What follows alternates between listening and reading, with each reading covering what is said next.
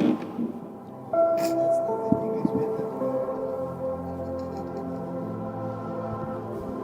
those present here and those that have joined us online, welcome to another hashtag Namibia Decides 2025 discussion titled Battle for the Soul of Keetmanshoop, coming to you all the way from Keetmanshoop. The clock is ticking and we have a couple of days to go before Namibians cast their votes ahead of the November 26 regional council and local authority elections. This platform allows candidates and political party representatives to engage and share their ideas for Keetmanshoop should they be elected in this month's regional and local authority elections. The respective party representatives are encouraged to be frank and to tell it as it is. We have 2 hours at our disposal, so let's hit the road running. The panel for this discussion is made out of, just a moment here. Yes, the panel for this discussion is made up of Ua Zadapi from the AR. Then we also have Mr. Charles L. Peter, the Secretary General of the Popular Democratic Movement Elders Council. We have Mr. Isak, Easter Isak, the Management Committee Chairperson for the Keetmanshoop Municipality and a member of the LPM. And we have Mr. Willie Humphreys, an Independent Patriots for Change candidate. We've just been joined by Mr. Vicentius Korasep, the SWAPO Party Regional Treasurer for Karas Region. Gentlemen, welcome. Welcome. I am Otis Daniels, your host for this session. So let's hit the road running. And I'm sure the voters would like to know from you what sets your respective parties apart when it comes to addressing issues on the ground in Keetmanshoop and in the region as a whole. Please enlighten us, Mr. Chazapi. Thank you. Thank you, Mr. Daniels. Thank you, fellow panelists. I think I should answer that question by simply just asking this question, and I don't ask it hypothetically. If there were no elections today, or if all these political parties cease to exist, would they exist or not? I think there you will find how we are different. We are the only panelists sitting here who have existed in an independent Namibia as anything but a political party. So that's the very first thing. So we are different in that our existence is not just tied to political contest or elections. And we have continued to exist in that manner. We have continued to fight for Namibians whilst we have not been a political party. But we are, of course, aware that being a political party comes with benefits. That's why we have decided to get registration and certification from ECN to contest as a political party. So the very first thing is that our existence is not hinged on elections, unlike my fellow panelists sitting here. That's the very first thing. Second, our demonstrated history of fighting for Namibians as a pressure group since 2014 is unmatched. It's without any competitors here from any of the people sitting on my left. And that is a record that we are very proud of, because we have existed in that field trying to fight for Namibians, be it fighting corruption, applying pressure on what seems to be wasteful expenditure. So in that regard, just at the national level, has given us some sort of footing to say we are unique and we have a demonstrated history of fighting for Namibians. And that history in itself warrants us to say no. We do not lack the imagination to say everything can be solved by politicians. Pressure groups, social groups are very important, and we have been one such group ourselves and are prepared to work with such groups, and we do not pretend that all answers as far as Keetmans is concerned or as far as Namibia is concerned can only be addressed by politicians. So, but additionally, one thing that we are also unique with as a party is that we are a youth-led movement, but we do not exclude those who are more seasoned or more senior citizens, and our list of candidates that we have set out for and who are vying for positions in the Municipal Council of Keetmanshoop is a combination of the youth and elders. So we are unique in that we do not regard politics to be the domain that is primarily the forte of elders. We say youth have to play a very important role there because the majority of this country, the majority of this town is a youthful town, but it seems as if the representation is normally reserved for those who are of a certain age, and we say that thing has to be disrupted, and the youth has to see representatives who are like them, who have the same aspirations, the same lifespan, God forbid, as they do, because that brings another view as to how to see politics, and not just practice politics for today, but politics that can be sustained, because most of us in the movement will be alive 50 years from now, so we cannot just pretend as if what matters is the now. So on top of that, ideologically, we are very different, but people do not eat ideology, so I'm not going to waste a lot of time engaging in an ideological debate or how different we are. But given that difference, to say, of course, our existence is not just tied to elections. We have been a pressure group, we'll continue to be a pressure group. If for whatever reason there are no elections on the 26th, we would exist as a pressure group, we would exist as activists. But what we are saying to the residents of Keetmanshoop is that you ought to have an activist in council, because that comes with its own benefits, and that would be having an activist who have a demonstrated history of fighting for issues of equality, matters of corruption, fighting for you in the municipal council. So with those brief words, that is what sets us apart from everybody. Thank you. Thank you for your answer. Mr. Peter, the floor is yours. Thank you very much. What sets us apart from the rest of the political parties are that truth and transparency is the foundation of public trust. And it is important that being honest with the public itself is very crucial, and to keep our communities also informed regarding resolutions taken and decisions, and at the end of the day to engage with the public itself regularly. So we are the only political party that is coming a long way. All the other political parties has been born out of the wedlock of the smaller political parties with the main party itself. So it sets us apart that we are different in truth, we are different in transparency, we are different in every way, and that is the reason why we are here today and be part of the political parties of Namibia itself. Thank you. Thank you so much, sir. We move on to Mr. Isak. Thank you, Mr. Daniels. For us as the Landless People's Movement, it speaks very clearly, and we have tried to live it by all means to be the Landless People's Movement, and we have projected it in terms of us being upset. To set us apart from our peers is that LPM has started as a movement and evolved into a political party that has become the only alternative that we can present to Namibia. We stem from the injustice of society and injustices that has been made historically against our society. Therefore, we are still firm in the fight for restorative justice. In our case, what we have been formed on, we still stood on that basis that we don't just deliver lip service, but project it in whatever action we are undertaking. In terms of governance and fighting of corruption, LPM has proved in all local authorities, regional councils, as well as national level, that it is firm and clear on its standards when it comes to corruption.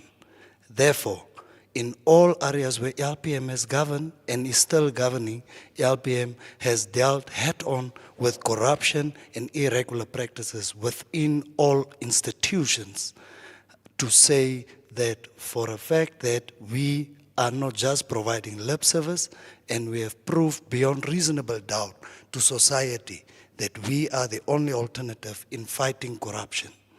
Second thing is, LPM talks about transformative leadership, and LPM has transformed and challenged the status quo of the Namibian political system.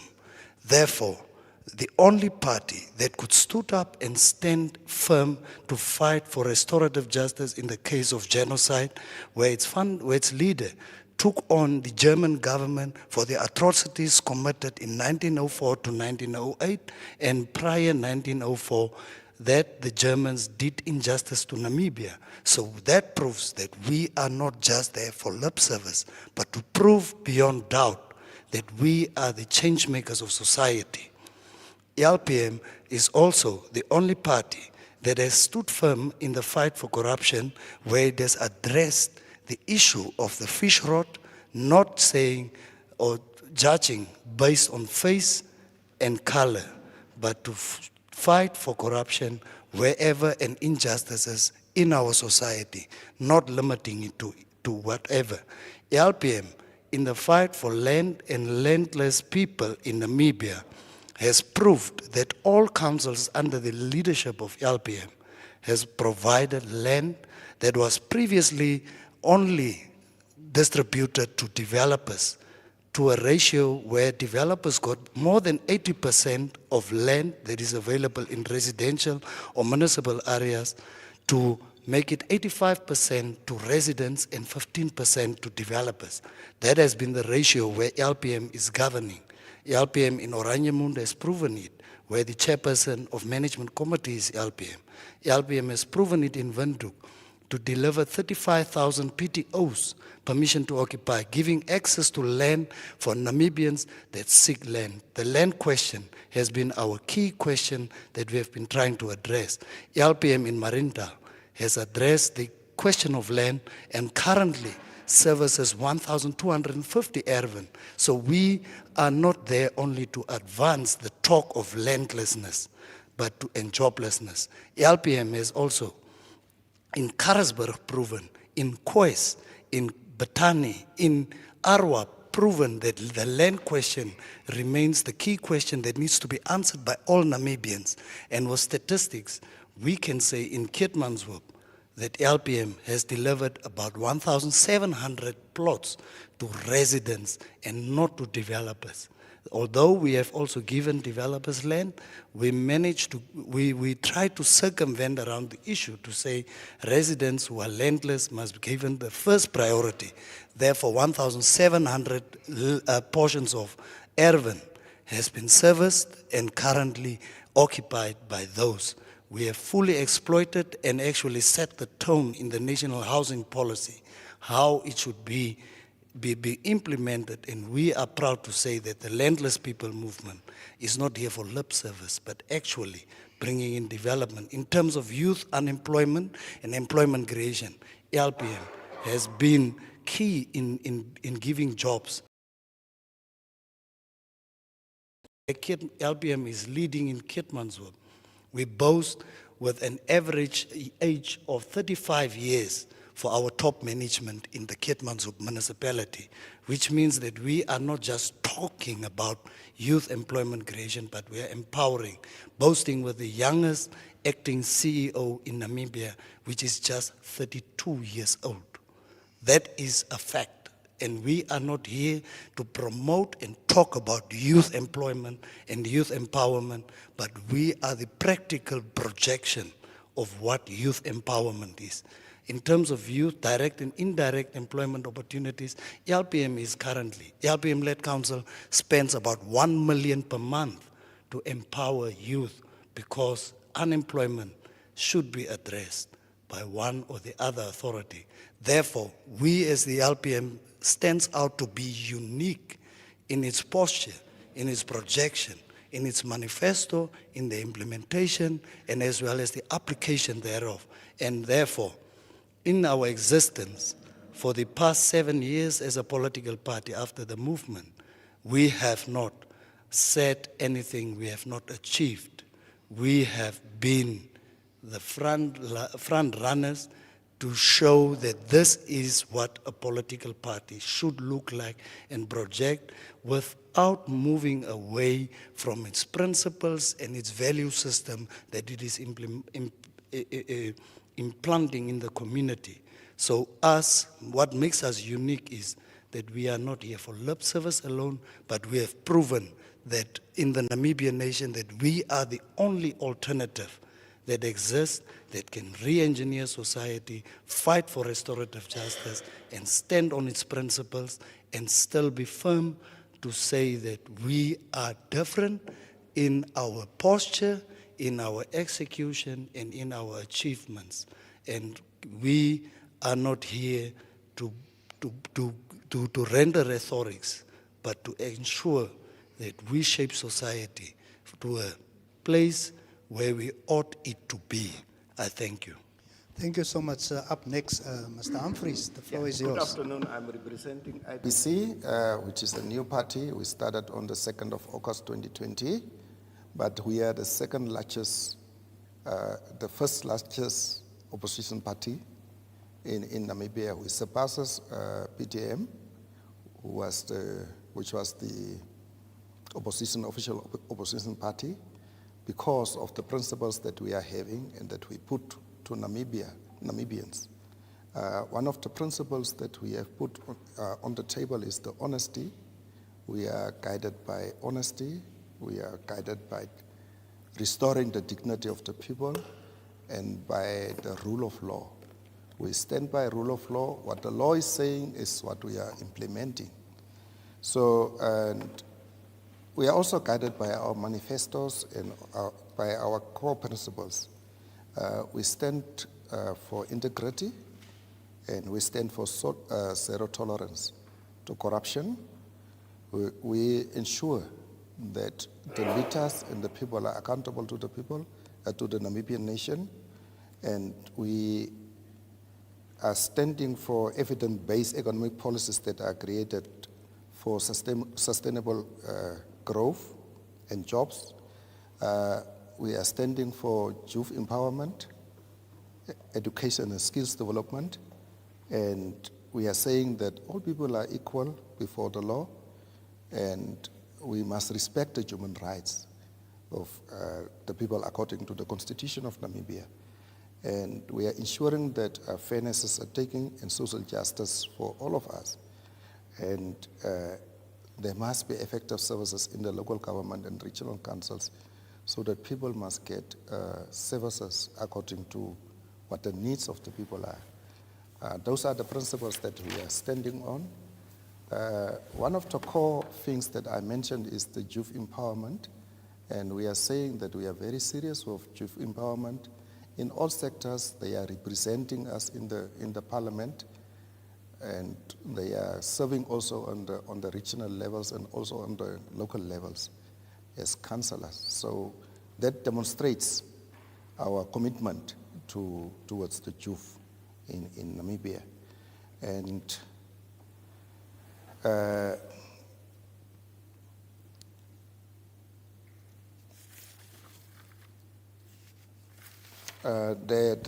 the main thing that we are addressing is unemployment. That is coming all along.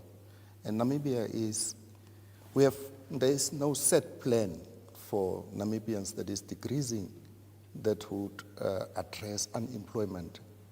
But unemployment is increasing every year, and there is no plan for Namibians and for the parties that is in the government to reduce unemployment and poverty in Namibia. So we have set plans in place in order to address poverty and unemployment. And that is what makes us different in Namibia. And we are grassroots-based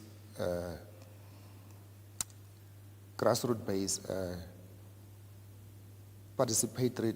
We enhance grassroots-based participatory democracy in Namibia, where people must be from bottom up take decisions in order to fill up the other development plans. Thank you so much, sir, Mr. Humphries.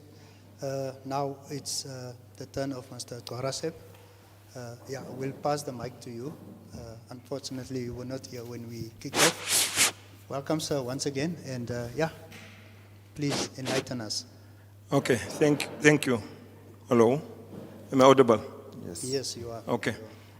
What sets SWAPO apart from the other parties? That's a question that we have to address. SWAPO party is a giant organization that represents all walks of life in Namibia. And what really sets us apart is the fact that when Namibia was at the crossroad 35 years or 36 years back, there was no alternative than SWAPO. And since the formations that are sharing the table of us today, they were not there. Most of them were not there. And if they were there, then there are reasons why they have changed in their format. So basically, SWAPO is the trendsetter when it comes to politics in Namibia. So that is one thing that set us apart from the rest. Secondly, what set us apart is the fact that we have, when the need was there, that Namibia needed somebody to take us to a next level, we produced Her Excellency, Comrade Nandi Deidwa, as the president. Now, I can recall what comments were made to Africa to her, but in the short span of time that she's in office, she already made international strides. We could put up the best that Namibia can offer as president. So that also set us free. Because there is somebody that is saying, we are too few to be poor. And another slogan that we can count on is that she used, is that we, as SWAPO, we do what we say. And there are a lot of things, if you are cognizant, that you can see that has been said and done in a short span of time. That set us free. Another thing that set us free is the fact that the last time around when we had elections, SWAPO was the people's choice. That set us apart from the rest.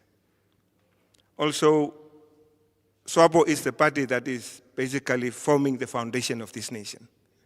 And we are actually claiming that we are the ones that are setting the foundation for this nation upon which the future generations has to be built. So that is what set us free. What set us free is also the rule of law that we have brought in, the constitution that we have spearheaded, so many things that we have spearheaded in Namibia. You hear nowadays that apparently there is no change in Namibia after independence. But I want to dare anybody who are truthful that on a daily basis we are working with that change in our pockets. The Namibian dollar was not there before independence. It is there. That is one of the changes that we brought. There are so many changes that we can see that set us apart from the rest. So we are there to make sure that Namibia is recognized internationally. And we are there to build this nation as a united force and to make sure that we are recognized. And also, another thing that set us free is we are people's base. We have the interests of the Namibian nation at heart. You will find that when we have to stand up for this nation, there is no stand up without SWAPO. So SWAPO is the party that has been trusted by the Namibian nation and still ready to lead this country to better heights. So that is what set us free. I thank you. Thank you, gentlemen. And thank you for your opening remarks.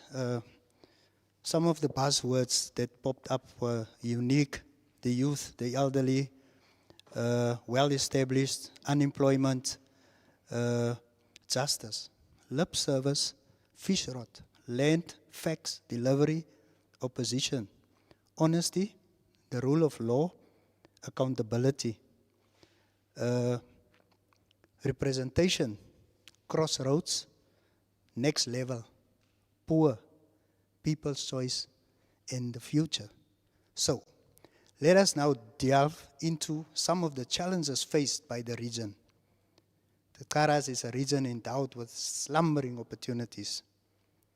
Our issues are unemployment, crime, social ills, alcohol and drug abuse, and the absence of efforts to utilize the locked opportunities of the Neckartal Dam. For example, springs to my mind. Do you, seated around this table, have solutions? We would like to know how your respective parties are going to position Keetmanshoop as a logistics and green energy corridor within Karas. How are you going to maximize benefits from national projects such as green hydrogen, agriculture corridors, and rail upgrades? What job creation interventions are grounded by your respective parties in Keetmanshoop's economic potential logistics, hub, agriculture, and tourism sectors? The floor is yours, sir. Thank you, Mr. Donald. Before I go into that question, I would like you to indulge me. When we started this engagement, you said we want us to be robust, we want us to be frank, and one of the key words that you highlighted there was the issue of honesty. So I think perhaps you should allow me a little bit of space just to go into some of the things that might have been said here that go against that very word that you mentioned there. I think it's very creative, specifically for LPM, the panelists from LPM, to take what seems to be a matter that relates to undermining or the breakdown of governance structures and try to sell it to us as some sort of victory or youth empowerment token. The brother mentioned that part of their achievement is having some of the youngest acting councillors, or rather administrators in the municipality, which I find very, very creative, because that in itself is an evidence of a breakdown in governance structures. The fact LPM cannot take credit for the fact that we have been without a CEO in this town for close to 3 years now, and try to twist it and make it seem as if they have been doing great because they have the youngest acting CEO. And it's not just that CEO position that is that has a person acting in that position. Senior positions in that municipality are unoccupied, or rather they are occupied by people who are in acting capacity. And this leads to a lot of issues relating to our accountability. The acting CEO, just a few months ago, when the parliamentary standing committee on, I can't quite remember the name, I don't want to butcher it, we are lucky enough to have a member of parliament here, indicated that they are not aware of some of the financial management systems that are in place, and that is because it has been juniorized. So we cannot stand idle and let those things be twisted as evidence of them promoting the youth, because ultimately it is why council has been dysfunctional, or the municipality has been dysfunctional, because positions are occupied by people who are acting. And worse, it seems as if those positions are also now politicized in a way that it would seem that the people who are given those acting positions are somehow being controlled or under the undue influence of the councillors. And we say that is evidence of a breakdown in governance structure, not something that one should proudly claim credit for. So putting that aside, or perhaps you would want him to give him like an avenue to respond, or should I go to the question that you asked? Let's go to the question, and okay. When it's his opportunity, he could use the platform. You can do me the honor of please repeating the question so that I answer it again. Okay, so Yeah. so our question was, the shots have been fired. I want us to delve into some of the challenges faced by the region, which is a region endowed with slumbering opportunities. And when we speak of challenges, we talk about unemployment, crime, social ills, and the absence of efforts to utilize the locked opportunities of the Neckartal Dam. For example, those are the things that comes to my mind, and I want to know, do you have solutions? We would like to know how your respective parties are going to position Keetmanshoop as a logistics and green energy corridor within Karas. How are you going to maximize benefits for national projects such as green hydrogen, agriculture, and rail upgrades? And what job creation interventions are grounded by your respective parties in Keetmanshoop's economical potential? That's the question. Thank you very much. I think the question of unemployment is a crucial question for any country that takes itself seriously, be it at whatever structure of governance we are talking about, be it at the national level or the local authority level. The question is very important in the sense that it hits people where it matters most, in their pockets, in their bellies, in their livelihoods, in how they relate to those around them, their neighbors. It relates to their future prospects and who they can potentially be. And we as AR say it's a question that ought to be addressed with all seriousness. And that seriousness also means that sometimes if a question is phrased in whatever way, one also has to be careful not to fall to the traps of be it the ruling parties, campaign ploys, because sometimes that's what green hydrogen looks like sometimes when you think about it. It just seems like another marketing and campaigning tool.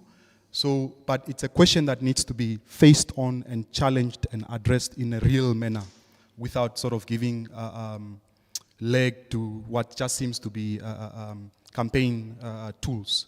We say this. The question of unemployment is one that needs not just the intervention of local authority, but also national.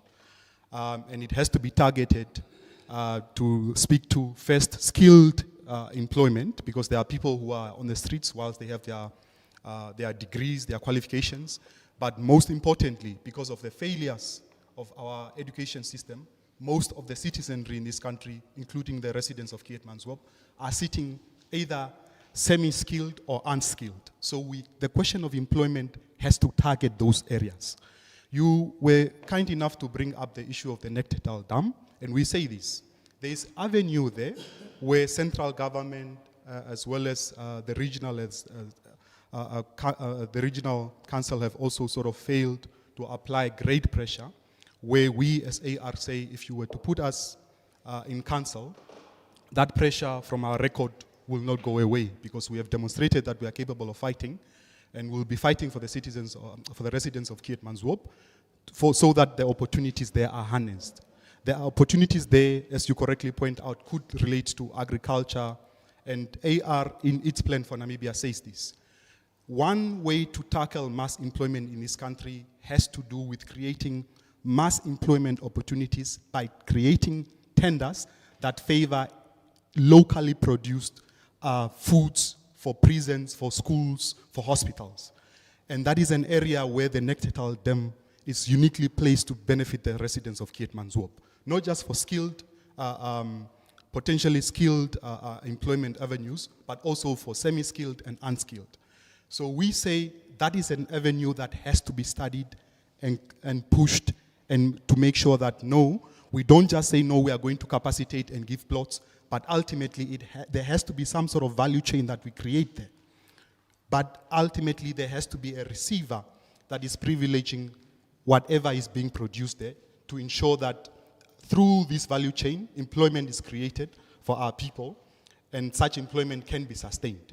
That's why we say a targeted approach in our AR plan for Namibia has to favor and be one that says strategically, if we are importing tons and tons of these particular be it root vegetables or whatever from South Africa, or fruits or whatever the case might be, we have to study what we can actually produce and strategically place ourselves to say, what can we locally produce and create the type of environment and ecosystem that will ensure that jobs are therefore created, but not just like the jobs that we had for Salini to say, no, we are trying to have jobs, but we know after how many years those jobs will disappear and the economy of the town will also suffer. Those things can only be sustained with policy, and unfortunately, that is not just a local authority matter. You also mentioned the issue of railway rehabilitation, and that is an environment where a lot of unskilled people can also be absorbed. But it seems as if the way that you phrased the question is sort of putting me to just refer to the Nectatal Dam and things like that. But if you come back to Keetmanshoop, what we are saying to you is this. Dear residents of Keetmanshoop, one should always be very careful when listening to politicians and political parties whose entire existence is just about vote for me, and then they disappear. The affirmative repositioning movement has existed for 14 years before, actually 10 years before registering to participate in elections. Of course, we participated in the local authority in Windhoek and Walvis, but our record has been to say we have the capacity to fight for you whilst not being a political party. If that certification is revoked for whatever reason, we will continue to fight for you. But please, be wary of people who will reduce complex issues such as unemployment to say, no, we will create this number of jobs, because we know politicians just are sweet talkers. At the end of the day, they do not deliver those things that they are saying. But what we are saying is that if you were to elect us to council, your vote will not be lost, and we'll continue to fight for you because we have a demonstrated record of doing that. Thank you. Thank you, sir. Mr. Peter, the platform is yours. Thank you very much, Otis. We are the only political party without corruption.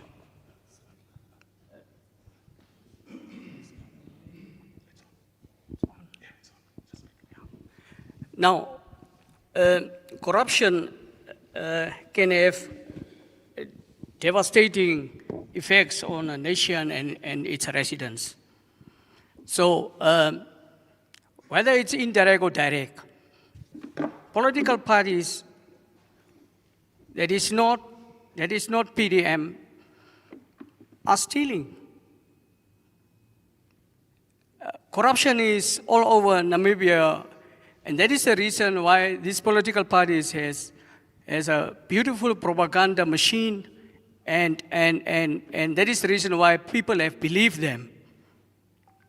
And they are not honest with the residents of Keetmanshoop. They are not honest with the residents of Namibia itself. Now, the Karas region, the challenges that is facing Karas region, first and foremost, is the corruption in this region, which is seen as the region where we have diamonds, where we have the fishing sector. And when you have these riches in this region of us, we can develop every citizen, every member which is claiming and saying that they are members of the Karas region. Youth unemployment is at a rate of 43%. And we in Keetmanshoop and the Karas region are more backers than anything. So at the end of the day, if one can look to the education sector, the overcrowding of accommodation, shortages, and the resource constraints in our schools, Karas region was known as the best when we talk about education. Was one of the regions that stand out. But at the end of the day, most of us are seeing what corruption has done to our region and to our residents itself. What are the benefits of the green hydrogen that we are claiming regarding the development and the investment opportunities that one can have? Is that the green hydrogen can create so much jobs for our region and the rest of Namibia. But we have challenges that nothing is going on at Negadal Dam. Nothing is going on if one can look to the region itself, and we are the poorest of the poor. Other regions are being developed, but the region who has the resources are not developed. The people are not developed. And that is the biggest challenge that we have as residents of Keetmanshoop and the residents of the Karas region itself. And whilst we all know that Negadal Dam is the biggest dam, do have the three, basically 880 million cubic meters. And it is of importance that we should know that if the Negadal Dam is developed by the popular democratic movement, people will see change. We are not talkers, we are doers. And that is the reason why we dislike corruption. The Negadal Dam, for who is it built? What is the purpose of the dam itself at the end of the day? Whilst it is like it is, the overflowing of the dam 2-3 years ago has taken place. But for now, what are we doing? Why are we silent on the Negadal Dam itself? Whilst it has so much potential and developmental opportunities for the residents of Keetmanshoop itself. We make an appeal to the residents of Karas and Keetmanshoop. Give us one more chance, and you will see what we can achieve. When we go back a little bit, SWAPO has claimed that it is the only party that has brought all these things. For Keetmanshoop itself, most development you have received it from us. Most of the development in the infrastructure in the Karas region, it was done by us. We know how to develop, how to develop an infrastructure. We know how to develop people. We know how to do things differently. And that is the reason why all these things are setting us apart from SWAPO and the rest. Currently, we are facing tremendous, look to our people itself, where people are daily experiencing poverty. And at the end of the day, those of us who is in air conditioning offices will not know the challenges of our people on the ground, the poverty-stricken region. Whilst we are the richest region in the whole of Namibia. Give us a chance, and then we will see what we can do with the resources of this country and the resources of, especially of this region itself. I thank you. Thank you, Mr. Peter. Now, Mr. Isaac, a challenge was thrown to you by our AR representative. Would you respond on that one? Thank and you. I think it's pertaining to Thank the you, Mr. absence Otis. of a CEO. Thank you, Mr. Otis. And sometimes I've desisted myself from any form of attack. But let us use scientific evidence when we speak. Under the leadership of Professor Dr. Job Amupanda, governance was a taboo. 469 million of land sales records totally not available for the Auditor General's office. Overdraft facility to pay salaries for staff members drew from 200 million to 400 million. Totally a disclaimer audit opinion. No land delivered under the leadership of Job. So Job Professor Dr. Job Amupanda has never provided any solution in his leadership as a mayor to city of Windhoek. There was no CEO. First, speak with scientific evidence. Clean your door first. So, in terms of Keetmanshoop, the reason why Keetmanshoop sits without an CEO is that the previous council has employed a CEO without any contract, and there was no contract signed. In terms of governance challenges that we face, is that central government does not want to coexist with the ruling party of SWAPO with any other political party. In the matter where Keetmanshoop Council in 2021 addressed on 3 occasions to the Minister, Erastus Utoni, to have audience to discuss the contract of the CEO, whether he has approved or not, or is there anything. 2022, Keetmanshoop Council took the decision to have the employment conditions revisited, and we took a decision to relieve of Mr. Desmond Basson, who sat without any contract.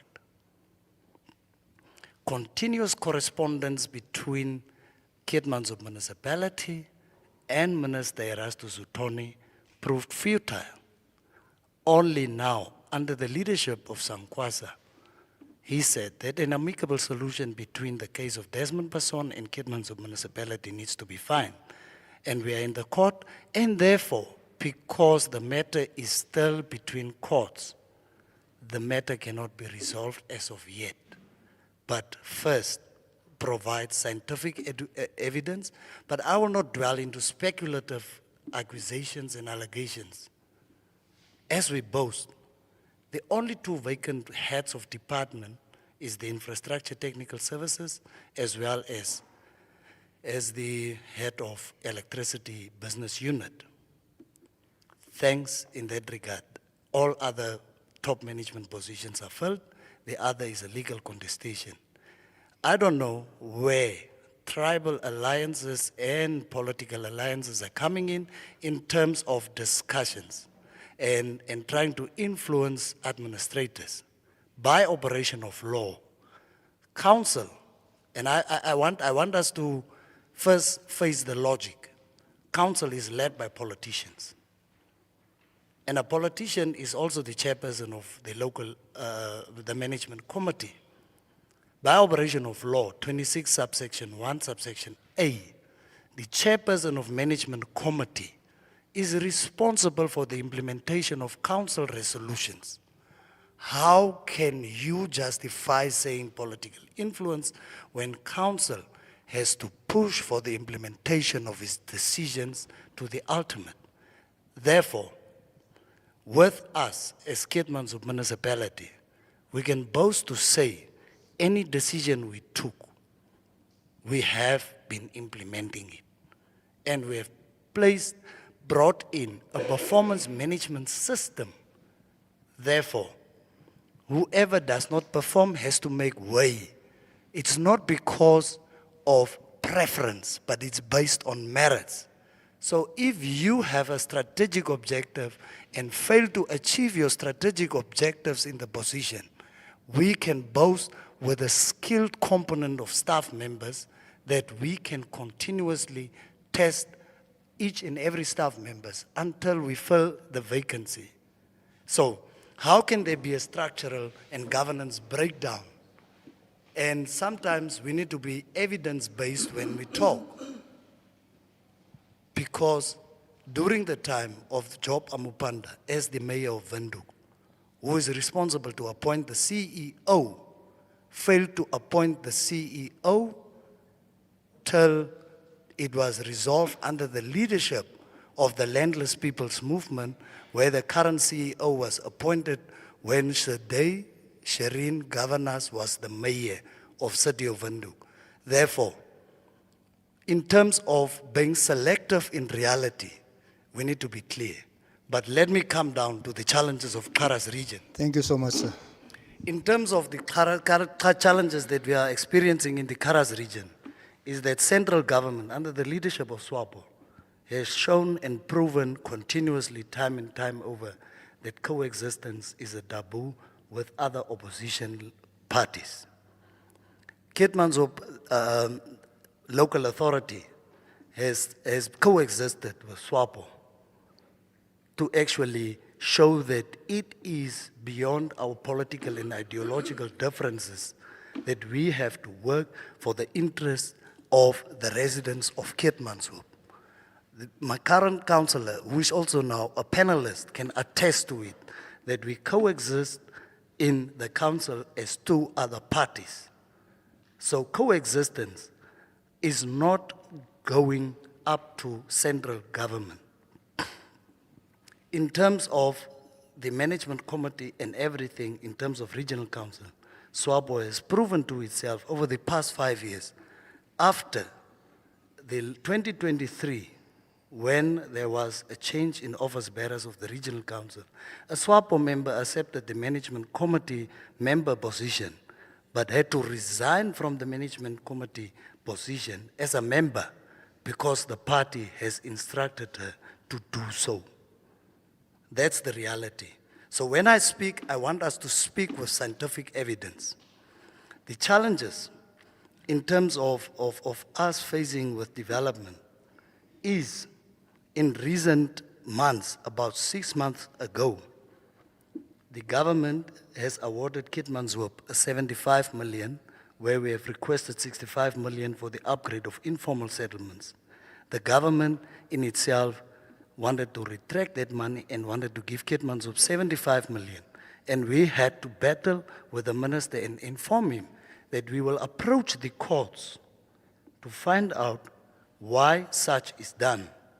And currently, after the 75 million has been given to Keetmanshoop, after decision was taken to upgrade all informal settlements and formalize it, Keetmanshoop is leading in that space by being the leading contender in the implementation of its development projects, by being the council that is with more than 80% in the implementation of such project.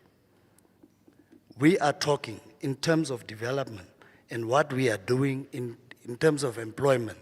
We do have our energy management contracts. I'm just going to give you a synopsis. We are managing 2 regional councils' electricity and 7 other local authorities as Keetmanshoop municipality under the leadership of the Landless People's Movement. We are currently, even tomorrow, 20th, we are going to electrify, we are going to hand over 800 houses that we have electrified in collaboration with Aranos, which is also an LPM-led council. 800 households. What does the government offer to us? 450 houses to be electrified, and the government who fails in April 2025 to give Keetmanshoop 36 million for peri-urban electrification after we have done our scientific study with consultants and engineering services and costing was done. We incurred cost of about 4.7 million for the consultant to design the project. The government opted not to give the best managed electricity department or municipality the 36 million and gave that money to a company which is not operational. What is the practices and principles? Because it is an LPM-led council and it is an LPM-led local authority with a business unit. So the government, about 2 months ago, through the RED, which is not operational, request the RED to ask Keetmanshoop to electrify extra 450 houses. So that is the type of leadership we are talking about. Provide scientific evidence and provide updates on the projects. That is part of those things. So how do you justify when we have challenges? The question should remain, is the government really there to coexist? And if it wants to coexist, in which context is the government talking about coexistence with other political parties? When we lead and manage electricity about 7 other local authorities, which has improved tremendously under the with the assistance of Keetmanshoop municipality under the leadership of Landless People's Movement, we have been assisting those local authorities to reduce on network losses and actually to upgrade the infrastructure to be on par with what is required in the community and the industry electricity-wise. Now, in terms of Nekerdal Dam, the government continued to shut its doors to the regional council because once it started, they are moving into petty politics. It will be an LPM-led council that has engineered it. They have not to date, when we talk about the Nekerdal Dam, settled with the owners of land in the Nekerdal Dam.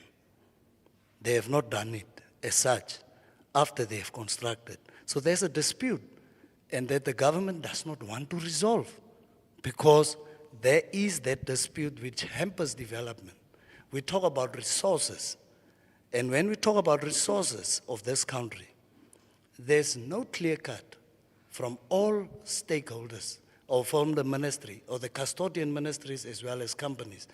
If we look into NAMDEP, NAMDEP has not invested in any single community initiative in the Karas region. That is fact. They have not built any hospital, they have not built any school for the Karas region besides the private school that is owned and managed by them. OMDIS was created as a scheduled local authority where the government and the Minister of Mines gave exclusive rights to alternative energy supply to Oranjemund, to OMDIS, while there was an application by the Oranjemund local authority, which is managed by LPM and IPC. So that is where I'm telling you, coexistence in the Namibian sector doesn't work. We are talking about Lutherans. The government did not invest in any single manner in terms of green hydrogen, resolve the matter of the land dispute, which can be arranged between the local authority, Ministry of Environment and Tourism, Mines and Energy, Green Hydrogen Council, State House, and find an amicable solution to get the project moving, because the park area is not working. We go to house. Government opts to invest in an area where water scarcity is a reality, but continues to invest 90 million to service area where the water shortage is there. So continuing on to invest into areas where it's not feasible, not listening to the advice of other industry players. So our ruling party does not want to coexist with others, because if ideas are propelled by the opposition, it's immediately shut down. When we talk about the water debt write-off, in March, Minister Erasto Sutoni writes and says there is no legal basis for a local authority to request for permission and approval to write off water debts because there's no legal basis. Then the current minister writes only for Hartap and Karas, but where it's led under SWAPO rule in Oshakati, fails to write a directive to say that debt write-off should be stopped. You understand? So ruling party government showed that it will not coexist with other parties, and those ideas propelled by other parties will not succeed. But what is it that when we talk about youth unemployment, in terms of youth unemployment, look into the LPM-led councils. Sorry, And sir. I'll afford you another minute on this topic. Look into Oranjemund, Yes. where only Yellow Fleet was bought. Look into Karasburg, Yellow Fleet was bought. Keetmanshoop as well as Marintal under the leadership of LPM, where the chairperson of management is from LPM and with coexisting with IPC. They've bought Yellow Fleet. The aim of the LPM-led councils is to insource to curb on youth unemployment, which Keetmanshoop local authority did with scientific evidence that is available, that we spend about 1 million Namibian dollars per month to empower youth which is unemployed, therefore also in reverse fighting crime to keep the youth busy, because crime and unemployment goes hand in hand. So employment, education opportunities which you have started, which the government has copied the model of Keetmanshoop municipality. Now, after saying it's free education, saying free registration, Keetmanshoop has been the champion in terms of free registration for the community members, and 150 community members have already benefited from free education initiatives by the council as permitted by the Local Authorities Act. I thank you. Thank you so much, sir. Up next, Mr. Humphries, the platform is yours. Part of the question was on the challenges in Keetmanshoop. Yes, sir. Yes. I talk about accountability as a principle of IBC. And accountability does not only mean to account on things that you have done, but also on things that has not taken place. Could you use the mic, please? Or pass it on to the SWAPO gentleman. Yes, sorry for interjecting there. I see you have been mic'd with another type of mic. Sorry for that. Yes. So I talk about accountability, and accountability does include things that you have not done and things you have done. And I want to take examples in Keetmanshoop that the current leadership has not done, and that deprive the communities of Keetmanshoop from job creation and income. One of the set examples is the Homsape Park that is not operational, maybe for 2 or 3 years. And it deprives the people from jobs and employment. There is a restaurant that can employ many people. There is a garment factory that can employ many people. There is leather works. So many opportunities are there. But the park is just idling. So that is one example. The second example that I want to take is the area of Fontainebleau. There is a big building, state-of-the-art building built for aquaculture that can provide many, many jobs. But the current leadership that is sitting in Keetmanshoop Local Authority and Keetmanshoop Regional Council, just don't worry at all whether these things are operating or not. It's a low-hanging fruit that can create jobs for young people as well as anybody in Keetmanshoop. So those are the two examples. Coming to Negerdal Dam, what IBC is seeing if they come into position is that currently we are only exporting grapes and dates. We are thinking of, if we get the opportunity of value addition, and value addition in a way where you can produce or bottling wine. You make wine and you bottle. It can create a lot of jobs because the grapes are there. Vinegar, you can produce in Keetmanshoop. You can put up a factory. So those are the opportunities that is not being seen currently by the current leadership, and it is opportunities that is slipping through the hands of the local leadership, and it deprives the people from the economic growth. I took only those examples. I go on to Negerdal Dam. I don't know what is the hiccups and why it is not being developed, why the second phase has not taken place. But the opportunity for Negerdal Dam is a big opportunity for the southern people. It can create a lot of economic opportunities in the region. The moment when person is generating income, a lot of things are unlocking. A lot of benefits are unlocking. So we are depriving the people from that opportunity. Look at the airport.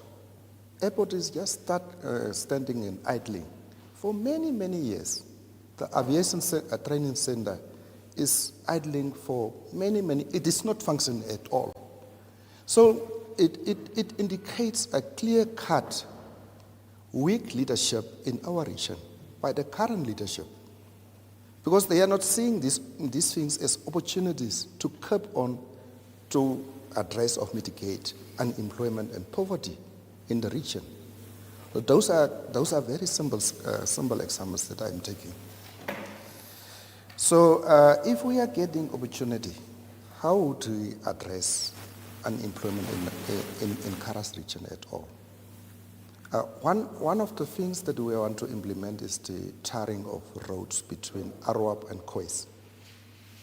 Keetmanshoop and Arwap, Keetmanshoop and Kois. That can create lot of jobs. Although the feasibility study has been done between the tar road between Arwap and Kois, we don't know which phase is the implementation of that. But if we get the opportunity, it's not only public monies that can be pumped in. We can go and enter into private-public partnership in order to embark on those kind of things. Jobs for the Karas regional people. So,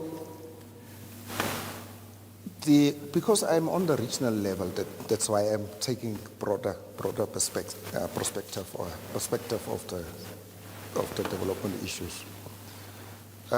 We have a veterinary service clinic in Tes. It's just built with public monies and it's just standing there. Nothing is happening. Those people need services from the government. They are farmers, they are subsistence farmers, but at all, nothing is happening. Even a dog has not been searched there. We have communities in Tes, Beersheba, Valgras. There is no clinic at all. People have to travel far distances in order to get health services. Those are real things that needs to be addressed. We are talking about tangible things, and IBC is very serious. We are walking the talk. And we want to hold accountable the current leadership, and they must answer to the public what is going on at Fontainebleau, what is going on at Homs SMA Park, what is going on at Nyekradal Dam. Because we all are Namibians. And when we sit down and talk, there is only one development plan, the NDP 6, that is talking about how to prosper Namibia. And we are saying the current government is, the current leading party is not coexisting. I don't agree with that, because there is a social contract that is on the table that they said they will implement. And the social contract is the NDP 6. We have a fundamental constitution that is giving us fundamental rights. If these things are not happening, then we must demand as electorates, because we are making the cross next to the party that we want, next to the person that we want to lead us. So Namibians are keeping quiet on accountability. We are going for elections, but when it comes to accountability, we are keeping quiet. So we must demand services according to the manifestos that is on the table. So I took very practical examples in Keetmanshoop and around Keetmanshoop. For instance, the mining industry is quiet in the region. I hear that NAMDEP is investing and sponsoring in Korigas soccer. Is it right? They can invest that invest. The first region that must get a priority is Karas region, because those industries are in Keetmanshoop, is in Karas region. So that is little bit about the challenges that we are on the green hydrogen. I'm a little bit. Do you still have a minute?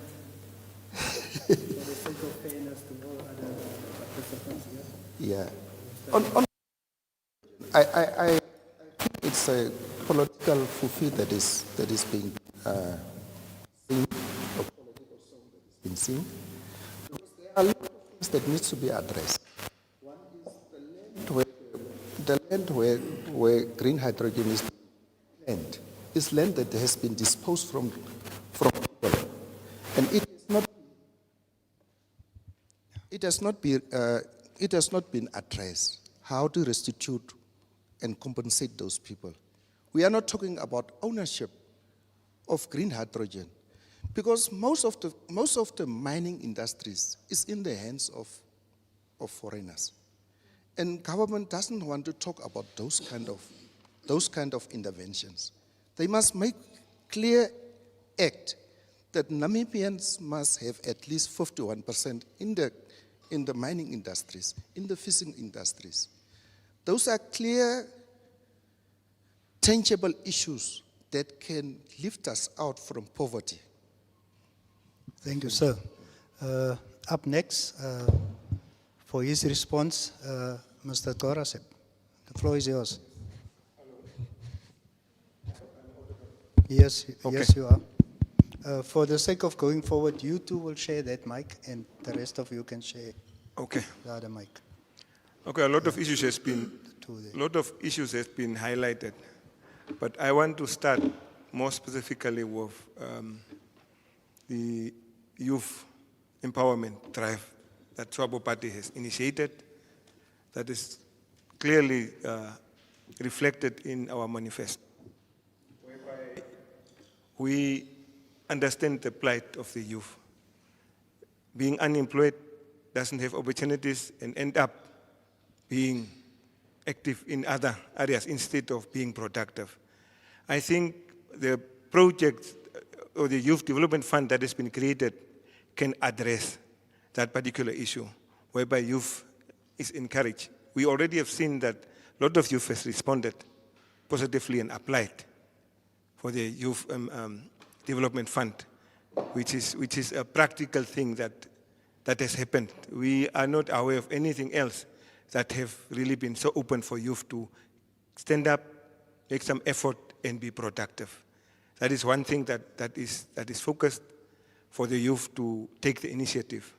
What is now left to us, Swabo Party, when we are given mandate here in Keetmanshoop and the region, what we are going to do is to make sure that we sensitize the youth, that we go out and invite the youth to come to the table and assist them in identifying the challenges that they might experience in assessing these funds. Because as soon as they assess these funds, their plight will be addressed. Because we also realize that people, or especially youth, take it as something that is maybe difficult to do, and they really don't get up and take advantage of projects that are there. So we are serious in making sure that we engage the youth. We create platforms whereby the youth will be invited to bring up their challenges, whatever challenges they have in terms of assessing these funds, because it's millions of Namibian dollars that has been allocated. But if the youth does not get up of our area, of Keetmanshoop more specifically, and and make the effort to benefit from this, we'll end up saying other people have benefited, other people are the only ones that are benefiting, whilst we do not assist our youth really to be serious and take up the offered opportunity to start up with their businesses. Swabo Party is also so kind and aware of the challenges of the youth. That's why we also amended the youth age from 35 to 45 so that we can accommodate more youth, because we realize that there is a big outcry, and therefore we want to accommodate more so that we can allow the youth to get up and take benefit of that initiative that is there. Secondly, there is also another program because of the poverty that is engulfing our youth that can also help the youth to be active and take part. This one is the Cash for Work program, which is there. Again, we realize that the youth is not taking up those initiatives. Cash for Work program is, for instance, supposed to pay out $180 per day per person. If you have a project that you have really initiated that can benefit the community. So we are serious in making some effort really to call the youth on and to make sure that they came to the table, they identify or they tell us what is the challenges so that we can work together in order for the youth to really benefit from those type of projects that are there. I want to say that, you know, to develop a nation and to build a nation is not a sprint, it is a marathon. And it is influenced by many factors. Some of the factors is, of course, as we know, resources, skills, and the lot. So we want to bring home the issue of Negataldam, for instance, whereby there is a claim that nothing is happening. It seems like there's nothing happening, but the reality on the ground is there are challenges in terms of the activities that are going to kick off in order for Negataldam to really benefit the region. What I would say is that we have to give tribute to those Sabo Party leaders who took that initiative and spent so much money to have Negataldam there in the first place. And if Sabo was not really willing to work on it, why would we have spent so much money whilst there are so many other avenues where you could spend money? It is because we realize as a party that there is so much potential in having Negataldam, and we are sure that if things start to work, there will be benefits and fruits for Namibia, and especially for Keetmanshoop, which is the nearest town. I cannot ignore the fact that the land owners is also a challenge currently. We are having prices that are really not affordable as far as I'm concerned, personally, because I feel now that the dam has been built and now that we have to acquire the land, the prices are skyrocketing and people are not willing. I can recall an instance where the government has to write to Rome because they are also one of the Catholic Church is also one of the landowners in that area to ask for permission to buy that land. Unfortunately, that land was acquired. So the party is making some efforts to make sure that things happen. As I said, developing a nation is not a sprint. It is a process. And you are guided by laws that has to be followed in order to make sure that at the end of the day, you are accountable. Sabo Party is an accountable party. And why am I saying Sabo Party is accountable? There are laws in place that can be followed if it is found that at some point, at some stage, somebody has not followed the law. Laws are there and we are a law-abiding party. I can say there was a mention of corruption and what have you. I can say that even for corruption, there is an act. Corruption is not an issue as far as Sabo Party is concerned that we can shout about in meetings. If you have a case or if you are aware of a corruption that has taken place, report. Report that corruption and provide the necessary proof so that action can be taken. What is the use of shouting around Sabo is corrupt? But at the end of the day, Sabo is a big party who accommodates every Namibian. So you will find that there will be people who can take advantage of the situation that prevails to steal from the people. So therefore, we don't tolerate corruption, and if there is, our advice to any Namibian, even if you find me being corrupt, report so that some action can be taken. Don't make a meeting about that because there are laws that we have to follow and make sure that these things are coming out and these things are being addressed. That is my stance with regard to that particular challenge. It was mentioned also that with regard to the Fontainebleau and the buildings that are standing in Keetmanshoop that are not used. I think the leadership, if we are given the mandate, we are going to take on those activities. It is not so clear as far as I'm concerned for now why there is a breakdown in terms of operations of these buildings that are not being utilized to empower and help alleviate poverty. Also, I want to mention that as a party which is there to listen to the citizens of this country, and especially the citizens or residents of Keetmanshoop, we are open. If there are issues that you as citizens feel like they are not addressed, We have an open door policy whereby you are welcome to sit down. We are having membership and structures on the grassroots where you are open to come and sit so that we can address and discuss issues that are there. We don't want to be a party that chant out, keep the citizens out while there is an outcry of issues that need to be addressed. Also, I can assure you that Swabo Party is a party that loves coexistence with every Namibian, irrespective of your party, political party, your religion or whatever.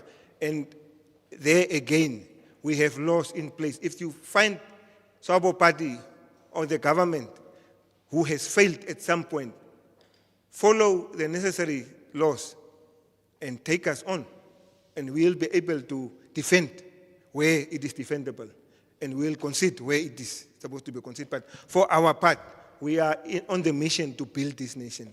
We are on the mission to make sure that Namibia is recognized and is a peaceful country whereby everybody feels part of the household that we are busy building.